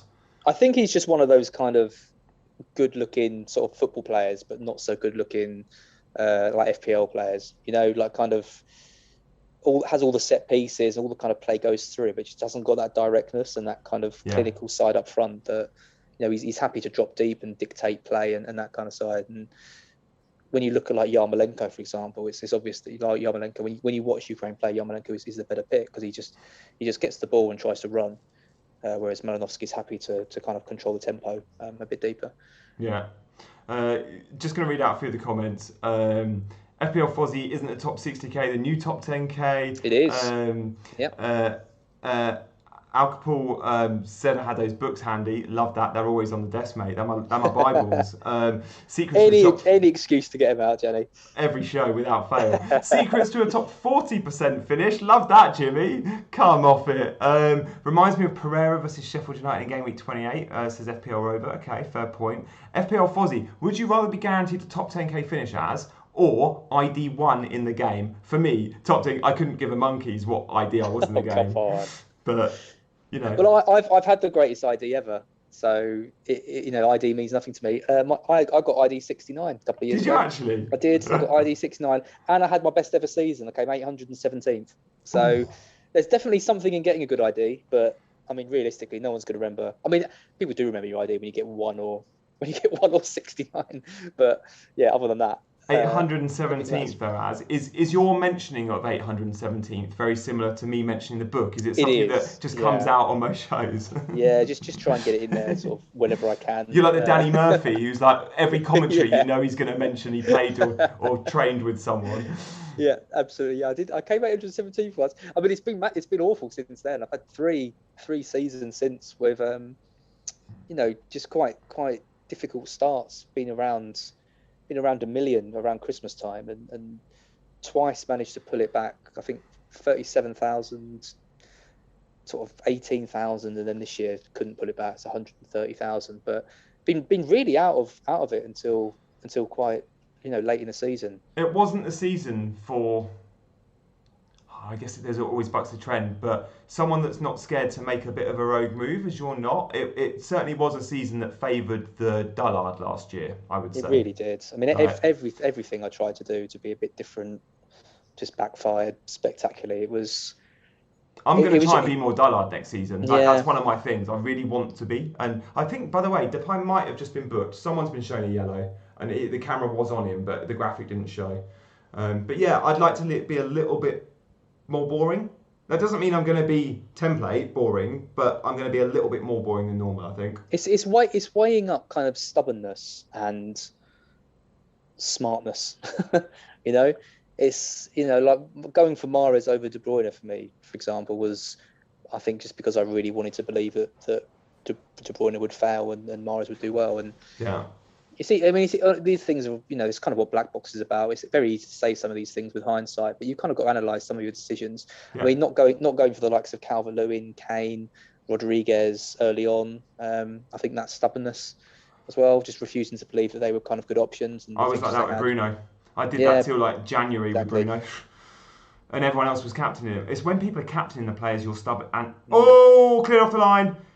Wow, it would have been Netherlands 2-0. It's a corner. De Ligt gets up so well at set pieces, doesn't he? Like, he's a real threat. Oh, yeah. The corner comes in and it's cleared off the line. It's a really good header. He makes great contact. It wasn't a Depay corner because it was from the right-hand side and it was an in-swinger left. There is another corner and Depay takes it from the other side with the in-swinger on his right foot. Okay, so Depay's only on corners from one side then? Yeah, and he was just there. I don't know if that's been the same all day, but yeah, they've been going for in-swingers, so they want a lefty on the right and a righty on the left.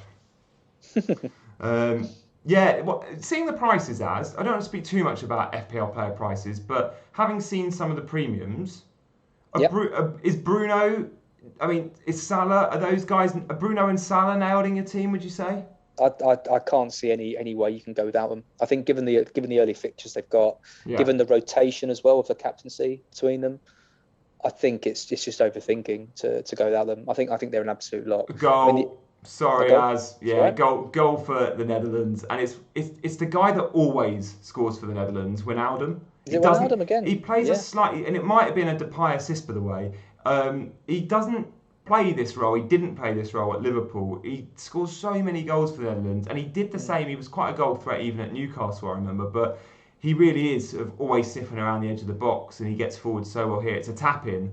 And it's one of those where it's sort of a bit like a Man City goal. And let's say Wijnaldum is to Sterling tapping it in, and it's good work down the side from a Mahrez or a Foden. Is it Depay getting the assist? It looks like it is Depay. Ball in on the left foot, 5 yards out, tapping. Come on, Depay. Why didn't we think about Depay captain? Well, Why didn't I do that? Why didn't I do that? I was really worried about the minutes. Yeah. Really worried about the minutes. Yeah, the same. Yeah, it's risky. Well, I think if I'd said to you with 100% certainty that Depay would start, you probably would have captained him. So, and De Boer did say he was going to make a few changes, and I was like, oh, who is he going to drop? You his just most don't know. important You just don't players? know. Wijnaldum's a really interesting though, because when De Boer shifted the tactics to be this, five at the back system, a lot of people thought Wijnaldum would end up playing deeper, but he still bombs forward way more than you see for Liverpool. You're right. He's a class player, Wijnaldum. I think he's going to be a big loss for Liverpool. Actually, he's been brilliant for them for years now. He has been. PSG he's going to, isn't it? Yeah. It was meant to be Barcelona, but PSG have come in and stolen that move. That's right, Go on. You were saying Bruno, Salah rotate really well. I've not even looked at that. So they rotate really well for captaincy, do they? That's annoying.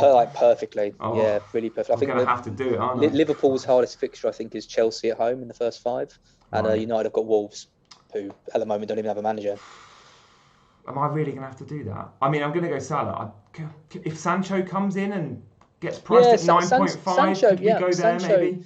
Sancho, I think could be a real factor. I think if he does go, I think he'll come in at more than 8.5 though. Sancho. Oh, I need to update the score. We've had a goal at Netherlands, haven't we? Sorry guys, you've been watching this and no one's actually reminded me. So I'm hoping you haven't. It's on you, yeah. It's not bugged you, but yeah, score. It is new. Let us know if you like the graphics. We're all up for feedback. I think they're brilliant. I think, is the camera big enough? Do you think the camera box could be a bit bigger, maybe? Someone thought that was a picture of me wearing a Chelsea shirt, so maybe it's not big enough, the camera box. That's Frank Lampard, by the way, guys, behind me. So we've got 2-0 Netherlands. Don't be surprised to see a few changes now. Like the game's already at 53 minutes. I think Depay's on borrowed time now, I think. Surely they take him off and give him a rest. I think he's probably played 90 minutes 3 times. Like he probably could do with a bit of a rest. FPL Foziaz says views on FPL starting the game with prices in less than 0.5 increments. We know that's not going to be the case. FPL Fozzy, I don't know if you've noticed, there's been releases already on player prices. So I think that's what you mean, right? Like. What does it mean? Less than 0. As in what, a player being 0.3? Yeah, or 0.2. We won't see that. That's not a thing in terms of starting the season. All players have started the season at either a 0.0 or a 0.5. I'm sure that's not his question. I'm sure he's not asking that. I think you've lost your mind. Who's on FPL starting the game with prizes? I guess he's asking, should they? But I don't really know what the advantage of that would be. Ian Buckler says scores over the logo a bit messy. Yes, that's because I added those in last minute. It might be worth moving. Yeah, the trouble is the logo's quite nice when we're not doing these because it's kind of got that studio vibe. Bigger camera boxes, says Lynn. Get the beard out. Yeah. Maybe we could go with that. That's Lynn though. I think she just likes to look at us. Hang on a sec. I'm just checking. Oz Pike, can you let us know your source? I'm not sure if you're telling fibs or I can't see anything. What's this for?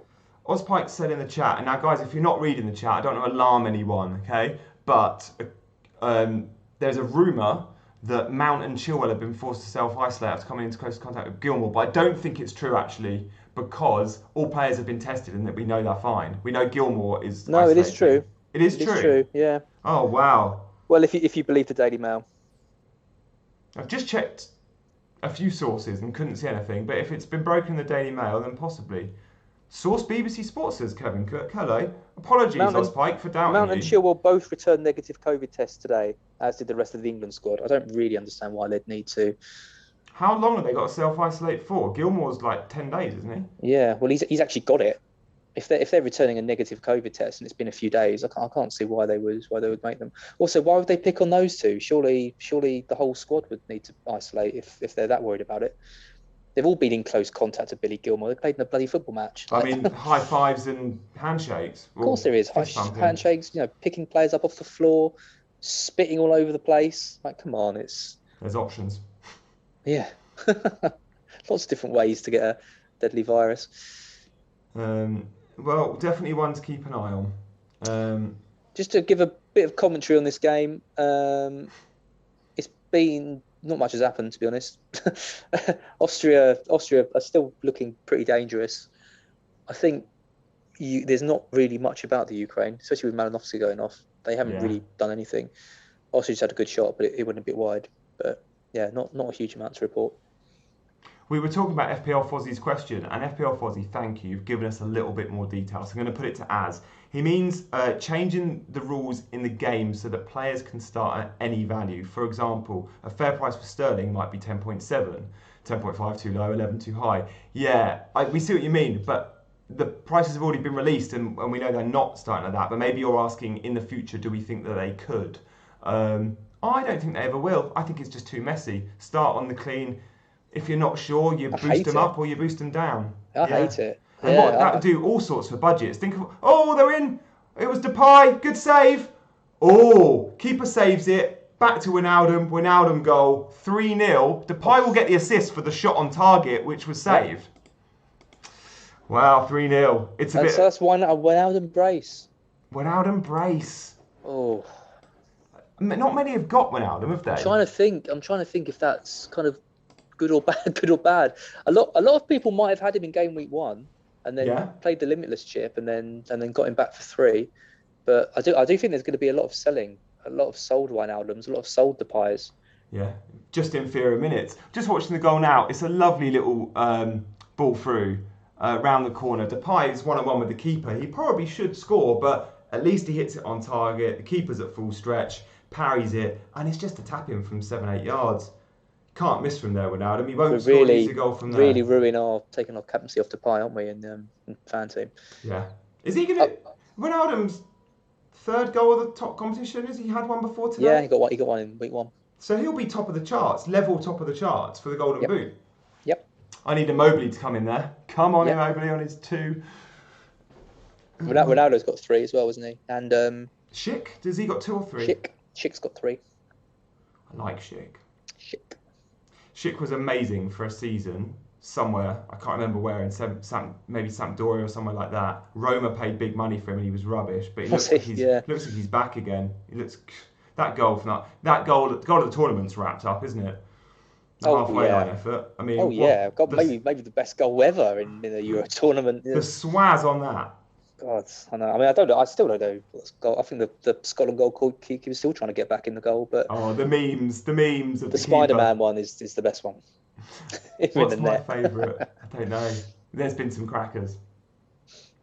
Oh wow, Sharia's got both Depay and Wijnaldum. What a double up you've got there. Nice. Shari, did you captain one of them as well? If so, that's huge.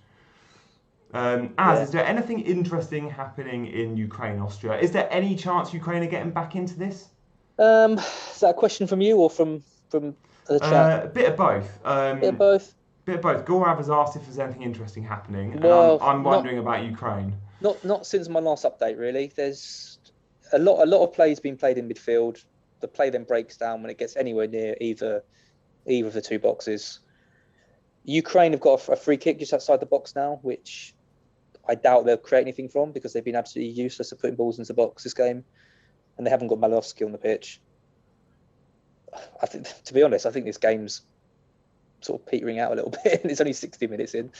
I say that now, and they'll definitely score, but There's not really a lot to say. Oh, it's nearly a goal. As I say that, another great save from Bachmann.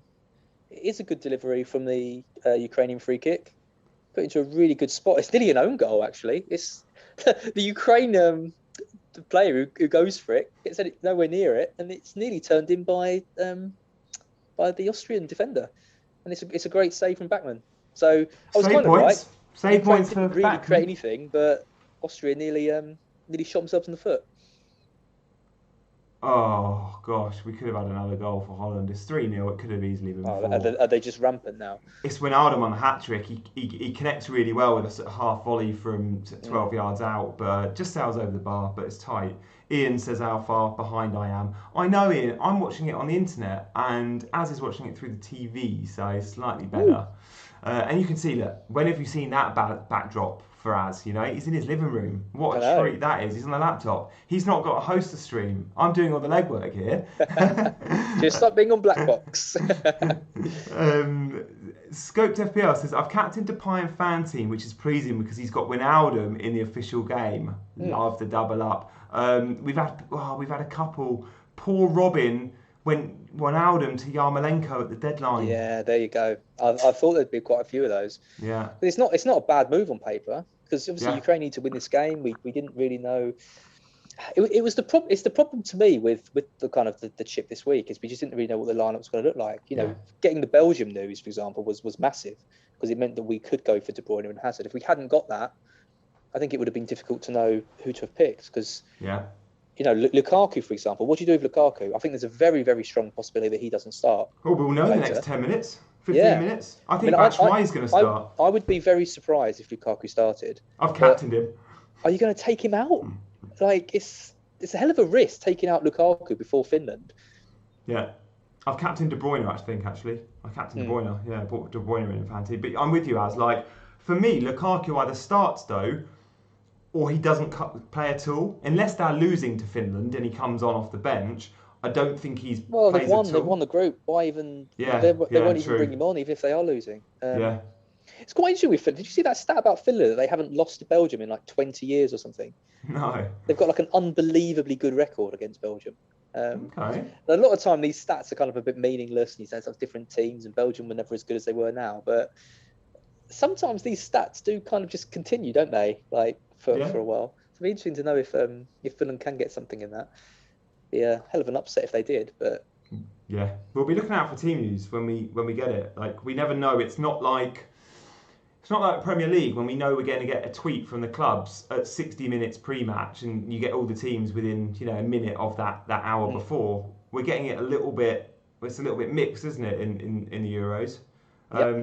63 minutes gone, and Holland look like they're going to make a couple of changes. So you'll be pleased to know that if you have got a Netherlands defender that's not Dumfries, or De Vrij, actually, they took two of their defenders off at half time, then you'll be bagging clean sheet points if they are subbed. Lukaku's in for the Golden Boot. He is, Jimmy, but Immobile's in for the Golden Boot, and he was sacrificed. The more important thing is that the right men are fresh, and if Lukaku's showing any signs of not being fresh, they'll rest him. It'll be interesting. Maybe he does start. But it's all very well being wanting to be fit for the Golden Boot, but you've got a better chance of winning the Golden Boot if you don't get injured. Yeah, and if your team keep winning. And the further you get, and also Martez isn't. I just don't know how much players care about these things other than Kane. I think it means everything to Kane, these kind of individual rewards, and obviously Ronaldo. But Lukaku, I'm not convinced. I mean, he's obviously probably team first, isn't he, Lukaku? You'd think. Got to be. Yeah, I would have thought so. I mean, every player in the tournament should be team first, but Lukaku doesn't seem like the most selfish. Individually, I think Ronaldo or Kane would beg to be played in a game like Finland, even if they weren't 100%. Whereas I think Lukaku is the kind of person that would be, I'm happy to take a break or a rest and make sure I'm fully fit for more important games. I mean, I'm basing that on absolutely no knowledge of these players at all. It's just the sense that I get. But... Well, Mourinho did say on TalkSport recently about Ronaldo's individual drive and individual awards and what he cares about. And it's all about individual success. Like, I don't think Mourinho was slating that. He was just saying that's what he does. Alioski misses next match. Not that he'll get one in the Euros. Yeah. Oh, Depay looks like he's coming off, guys. Just FYI, 65 Yeah. minutes on the clock, as expected. It's Weghorst coming on. 2 assists and a goal. Can't complain at that. Yeah, the big striker coming on. Johnny, can you hold the fort for a second? I'm just going to grab a drink. Yeah, go for it. As captaincy of 24 points looks tasty. Yeah, it does, doesn't it? That's a decent haul. And fair play going for the haul. Going for the Netherlands asset, knowing we didn't know how many minutes these guys are going to get. Guys in the chat, do me a favour. If you see legit team news, and look, of course it's legit team news if it's coming from you bunch, because you're all good eggs and you're not giving us fake news. But if you see it, then let us know if you get that breaking news as to team news. Like, we want to know, is Lukaku starting? We're going to see the Belgian team very shortly. We'll be looking on Twitter, I'm sure. So it keeps up to date with that. Team news will be really big. You know, obviously Russia, Denmark, we probably don't care a huge amount about with team news, but Finland, Belgium, we really, really do. Hat-trick incoming, says Lynn. Yeah, I could see that. He's so advanced, isn't he? More so than he was for your boys, Liverpool. He's just always had a goal in him. At Newcastle, he had a goal in him. Ed says the first time he's picked a captain that scored. Yeah. Come close again, Netherlands. Oh, and it is the striker that's just come on. Oh, so annoying. Not nearly 4-0 as. Really? Yeah, it's Frankie de Jong, who's just an amazing footballer. Slides it into the forward that's just come on. He hits the bar. Weghorst, the big striker for Holland that usually plays up front with Depay. He's come on for Depay and he's hit the bar. And obviously, that's quick. Obviously, he was my transfer in fan team. Oh, was he? Even though I knew Marlon could play, I still went with. He was like 5.5. I was like, yeah. I think I've got him on. I think I've got about 10 teams on fan team now. I think I've got Weghorst on in one of them at least. Yeah. I've got Dumfries in about 8. That's very upsetting. Yeah. Have you got Alaba in any? He got the assist tonight, didn't he, Alaba? And he's on a clean sheet. I've got him on the bench in quite a few teams, and he could come on. Yeah, I mean, the amount of big names that haven't made 11s, like Spinazzola or Immobile and Insigne, these guys are all in a lot of teams. Yeah, actually, it's a good point. Alaba is on for a big haul here. He's on for at least, 9-10 points, something like that. Do you like the shots on target rule? I really like it. I really like the sort of 0.3 for shot on target, and I really like the save, that you get a point per save rather than in bundles of 3. Definitely like the goalkeeper one. Oh, sorry, I was going to come to you in a sec. Just, it's worth noting, Pandev's coming off, and he's getting a standing ovation from the whole of the stadium, which is amazing. The players have created a tunnel on the side of the pitch, so he's actually coming off to a tunnel. And it was Pandev that put the brilliant ball through for that early Macedonian goal that was ruled out. And it was an amazing pass. In the stands, we've got Wesley Sneijder, the Dutch and Inter Milan legend that played with Pandev all those years ago for Inter when they won the Champions League. And I think Schneider even got the golden boot that year or came close. And he's in the stands giving a round of applause as well. It's a really nice touch. That's really cool. Yeah. Hero. Sorry, Az, back to you with the points. The goalkeeper shots on target. Yeah, goalkeeper save points definitely, because I think that's how we could end up seeing a goalkeeper earning over 200 points. I definitely like that rule. In terms of the shots on target, I do like it in some ways. In other ways, I think it creates less options, because you're always going to it's going to make you even more likely to target the most direct attacking player, especially in midfield.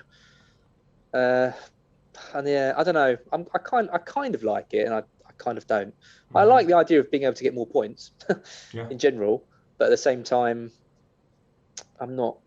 I think they should be doing more to kind of bring in some other options. Like Bissouma, for example, with clearances and interceptions and things, making that kind of defensive mid spot a bit better, rather than try to increase the output on attackers even more. And Fan Team did that with a 90-minute thing, didn't they? They're now giving you an extra point if you get to 90, and attacking players often don't, but DMs do.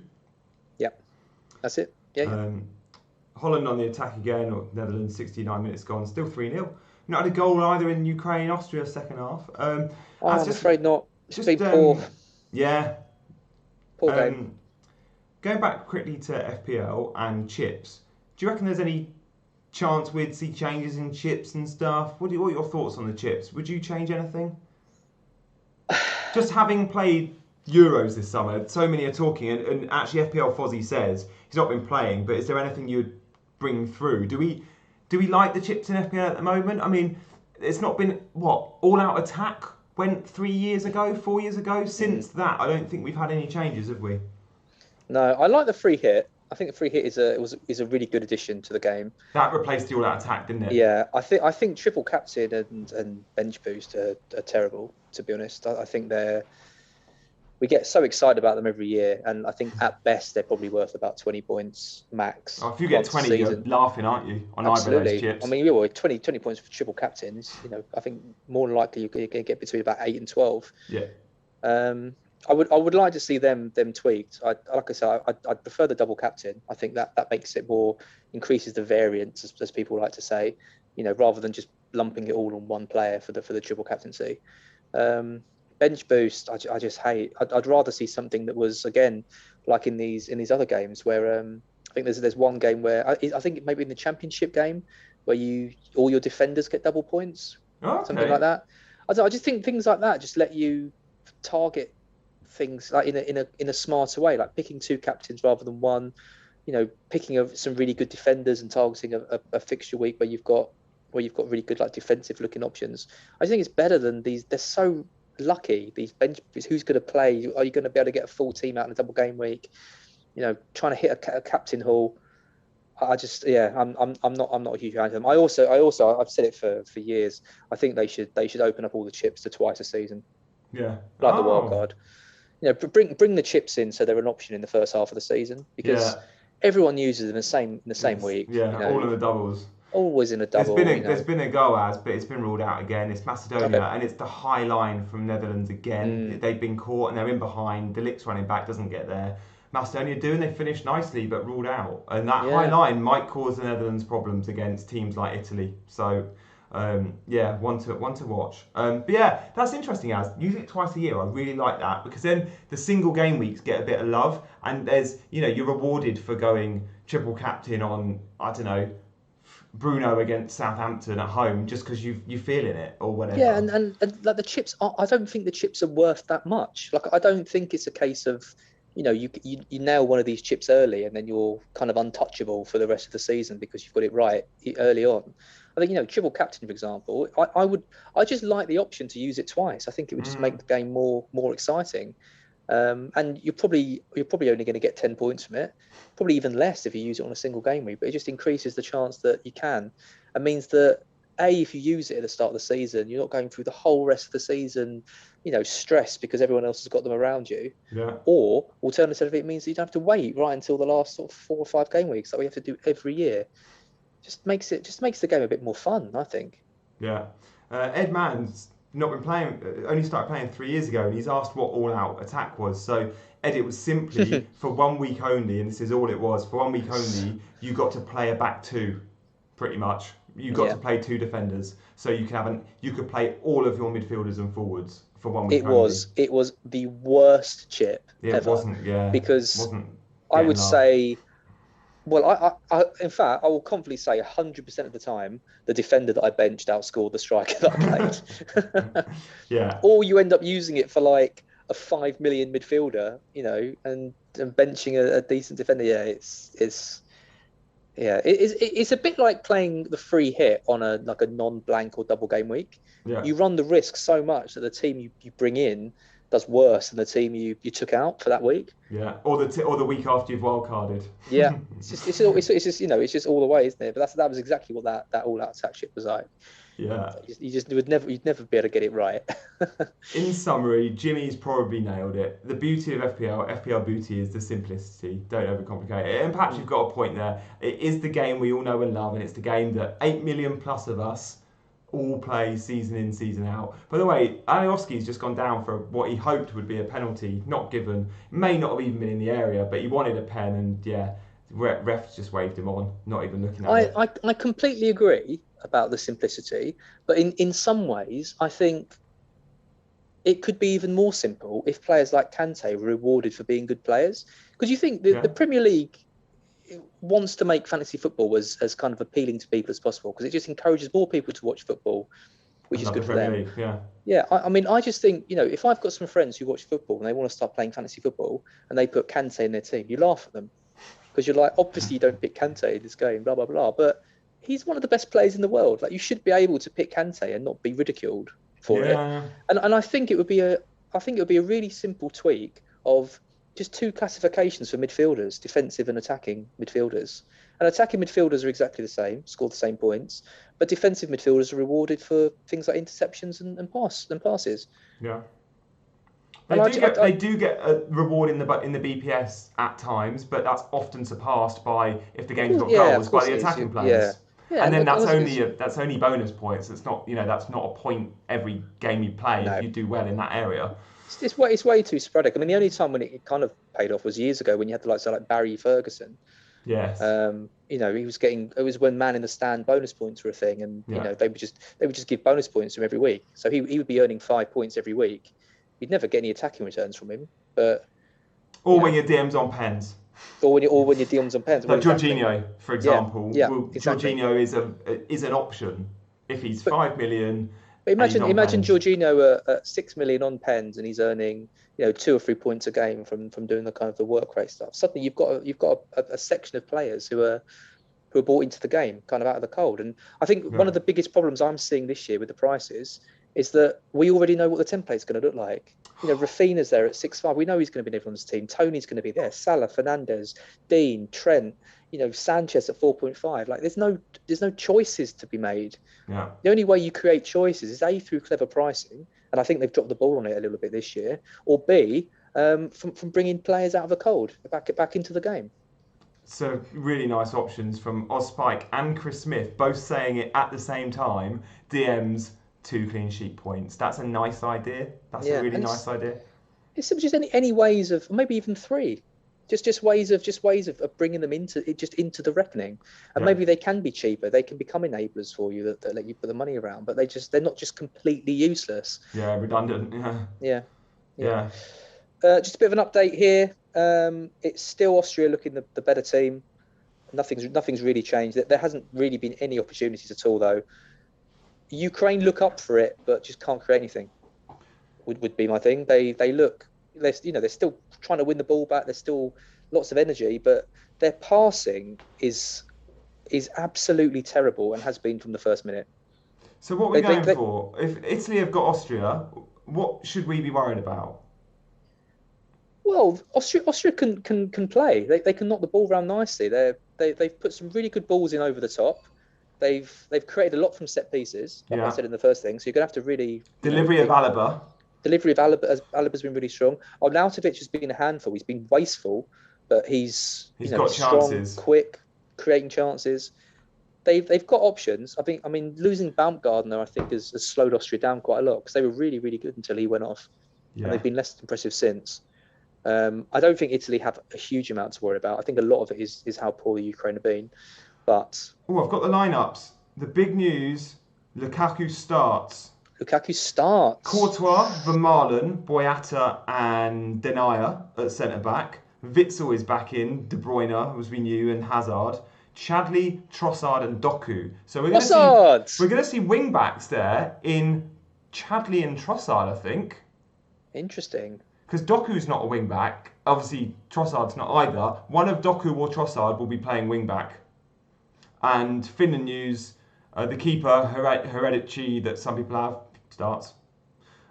No Meunier, I should mention, by the way. Yeah, I thought Meunier was going to be out. I didn't expect Lukaku to start, actually. Yeah. Oh, I've got rid of him on a lot of teams, including my UEFA team as well, when I wildcarded him out. Yeah. There we go, Lukaku starts. And I got that in before I think it came up on the chat.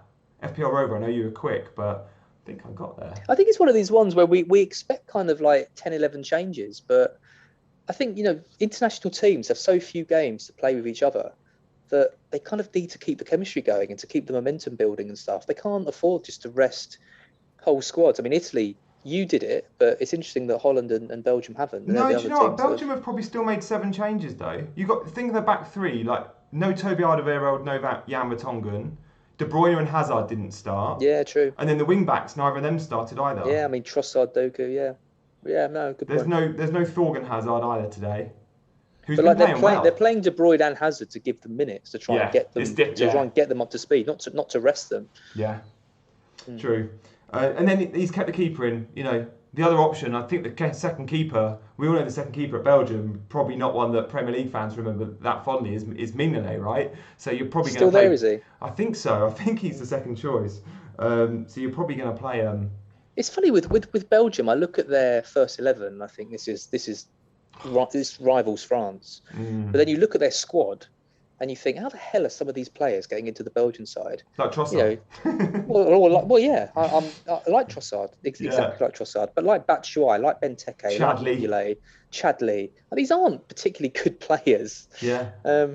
It's funny, isn't it? Because you're right, like the world-class talent up front. But I would also say, other than the goalkeeper, defensively frail too. Boyata, Denayer, these guys didn't make the grade at Man City. Vertonghen wasn't surplus to requirements at Spurs, and yeah, he's done all right in Portugal.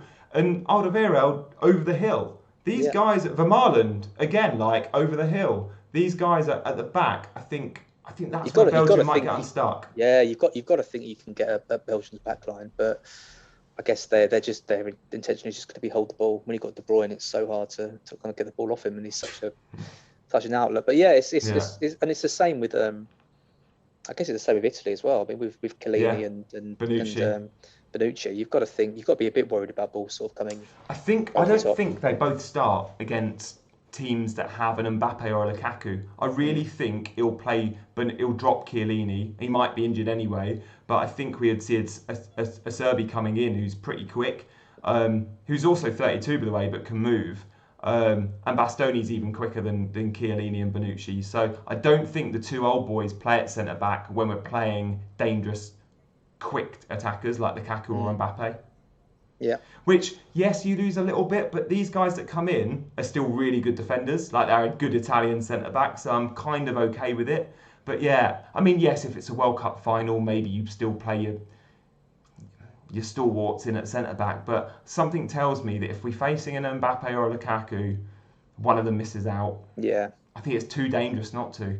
Yeah. I mean, the other thing as well is that you know, comparing the likes of Alderweireld to like Chiellini and Bonucci, I mean, they're so smart, those two guys. Like the first 5 yards is in your head, right? Is that not what Maldini or someone used to say? And it's true. Absolutely. Defending is such a you know, it's an intelligence thing as much as a fitness thing or a pace thing. And you know, that saying of if you have to make a tackle, you've messed up your defending or something like that. I think it holds true. And you know, Italian defenders historically have been the best. So it's not a given that against a quick team they'll sort of fall apart. But I think that's the weakness to me is about pairing in Italy. Is you would look to try and exploit it as well as you can, but easier said than done. Possibly with those two guys there. I think you're right. I think that there could be one weakness, and then maybe even more so the defensive abilities of whoever's at fullback. So while Spinazzola's brilliant, he can be a bit like most attacking fullbacks, not the most sound at the back post. So defending the back post, for example, and likewise, now Florenzi was injured after the first game, but Florenzi is a converted winger, and again at fullback isn't great defensively. But Di Lorenzo has come in, who is a little bit better defensively. So and Toloi played there yesterday, who's a centre back by trade. So yeah, the left back spot teams might target Spinazzola, but one, because he's not great defensively, and two, because he's always up at the other end of the pitch. Put the ball in behind Spinazzola, you might get a bit of joy. But yeah, it's going to be a great watch. I can't wait to see the knockouts. I mean, Austria are probably going to win with this game. Ukraine. I mean, I'll tell you who's been really, really poor this game, and I would say probably throughout the tournament as well, and that's Zinchenko. Yes. A lot of hype about him, you know, obviously playing in a more advanced role. He's been completely anonymous in this match. Ukraine, I can't stress enough, Ukraine have been really, really bad.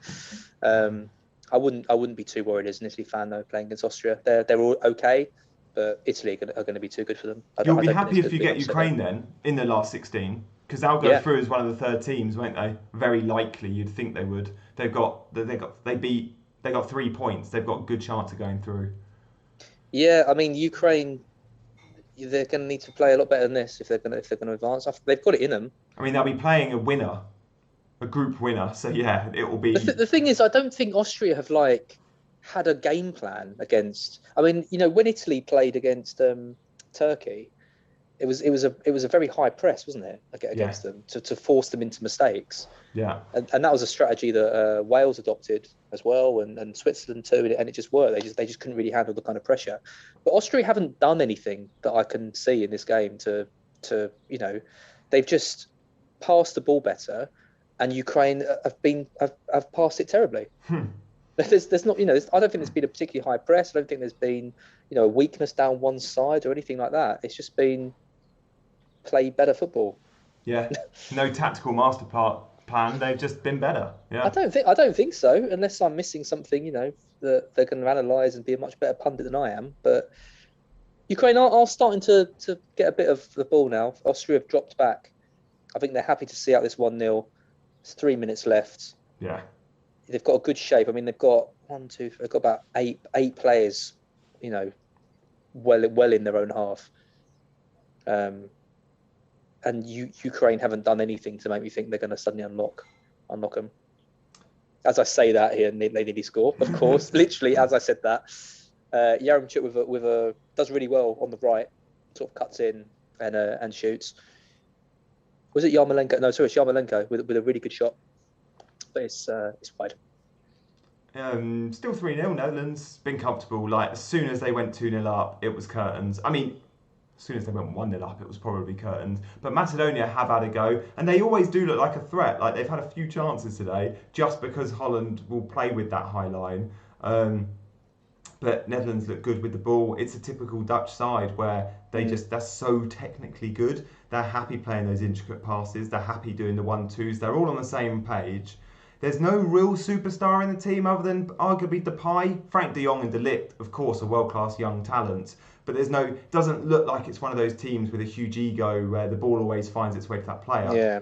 Macedonia 4-on-2 here, but Daley Blind with a good tackle. And yeah, I like that. I like that about a lot of teams in general when there's there's brilliant world-class young players or superstars in the team, but there's no big ego where you think it can disrupt the team. There's none of that in this Dutch team, which I like. And you got to be happy making all those, making changes, and the players that you bring in play well, and getting off to a couple of win. I mean, it just shows there's quite a good depth there as well in that squad. Yeah, we didn't really know what we were going to get from Holland, did we? We thought no. I think there was a lot of hype about them, and then it kind of died off a bit, and now it's back. And a lot of the locals were disappointed about the sort of system. De Boer has said from day one he wants to play with wing backs and a back 3 or 5. De Ligt with a shot from about 30 yards. It's a really good save. Might be going just wide, but he's hit that from 30 yards for the centre back. You don't see that much. But yeah, I was looking at the Italy draw, Az, and tell me what you think. Like, if we'd finished second in our group, so Wales' route, we could have played Netherlands in the quarterfinal. As it is, we finished top, and we're going to play Belgium in the quarterfinal. Oh. I genuinely think, after seeing today, I mean, maybe I'll change my mind later. I think I'd rather play Belgium. Yeah, just because at the back. Although I guess there'll be holes in the Netherlands' defence as well. It's a really tough one, that, isn't it? What do you reckon? Who'd you rather play? Yeah, I think I'd rather play the Netherlands. Yeah. I think with De Bruyne back now fit, Lukaku on form. If Hazard puts in a good showing today as well, that is scary. I think they're a scary team. I do think the Netherlands are a good side, but I don't know. I really wouldn't want to play Belgium. I think Belgium to me are just absolutely avoid. Arnautovic has just gone off. He'll be disappointed. He's had chances this game. I've got him in my UEFA team.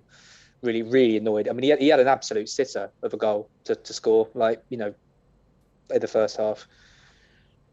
But yeah, I'd be very surprised if this game didn't end up 1-0. It's just honestly, it's just rubbish from the Ukraine. I can't keep saying enough how poor they've been this game. They've offered nothing. Yeah, we don't expect them to do much in the last 16 when they play a group winner. No. You'd want to play him. I think they've gone from a team that my kind of experience with the Ukraine has been first researching them, look really good. Watch the first game, oh, actually not that good. Watch the second game, oh my God, they're amazing. Yeah. Watch the third game, no, they're crap. We're into added time. 4 minutes added on. I've got in Amsterdam. I've got 3 minutes here in the first minute. It's been. I guess what we'll see a lot in some of the not dead rubbers, but yeah, I mean, I guess you could say a bit of a dead rubber for some of these games. The third group games, some of them have massive, massive potential. Like I'm buzzing about Portugal, France. Like that's going to be such a spectacle. But then there's others where you just go, or like a bit like I guess Ukraine, Austria. Both teams knew they were going to qualify, very probably. And it's just, they perhaps aren't going all out to win. And then you get a bit of rotation. I mean, Ukraine aren't definitely safe, are they? They've got 3 points and 2 losses. I haven't actually looked at the chances of other teams getting more than 3, but I think 3 will see most through. Well, it's 4 out of 6, isn't it, that go through? Yeah. So I mean, Switzerland got 4 points. No, Switzerland are on 4, aren't they? So that's one team already above them, I guess. Sorry, it was Switzerland. Yeah, they got the same points as Wales, didn't they? It was just goal difference. Yeah. So it'll be an interesting one, I guess. But I feel like Ukraine will probably have enough. I think it's possible, perhaps not this year, to go through with 2 points. Which is shocking. Which is such a shame. Like you shouldn't be able to get through with 2 points. But was it the last Euros? Didn't Portugal go through with 3 draws? Yep. They got 3 points. They went through as third. Yep. They finished below Iceland, I think it was. Yes, yeah. But you won it. Jimmy, glad to hear it. That you enjoyed the stream. Good job. Come again. Like you're probably used to those that tune in regularly, watching these sorts of streams in both the Premier League and in the Euros with Seb. Hopefully next season we'll have combinations of me, Az and Seb. So do stick along for these watch-alongs and make sure you're subscribing to the channel. And do us a favour, like the video as well, will you? Appreciate that. Got about 90 seconds left as Macedonia bomb forward with 5 on 4, but it leads to nothing. They're desperate to score today, Macedonia. This game's over. Yeah, Austria's over. They won 1-0. They're going crazy. They're cheering, they're hugging, they're celebrating. They played really well. They did all the damage in the first half. They didn't need to do anything in the second half. Ukraine didn't offer anything. Austria qualify, come second with 6 points. Ukraine are a team that I think a lot of people would want to play. Yeah, is my analysis of that game. Yeah, by the sounds of it, you'd probably rather play Ukraine than Switzerland, another one that will potentially get third. Definitely, Switzerland were brilliant yesterday. They were unlucky against Wales as well, I thought, to get the draw. I thought they dominated Wales. I don't think Wales looked that good, and Switzerland were, I think it was Kiefer Moore with the header, wasn't it, that did them. But yeah, Shaqiri looks a player again.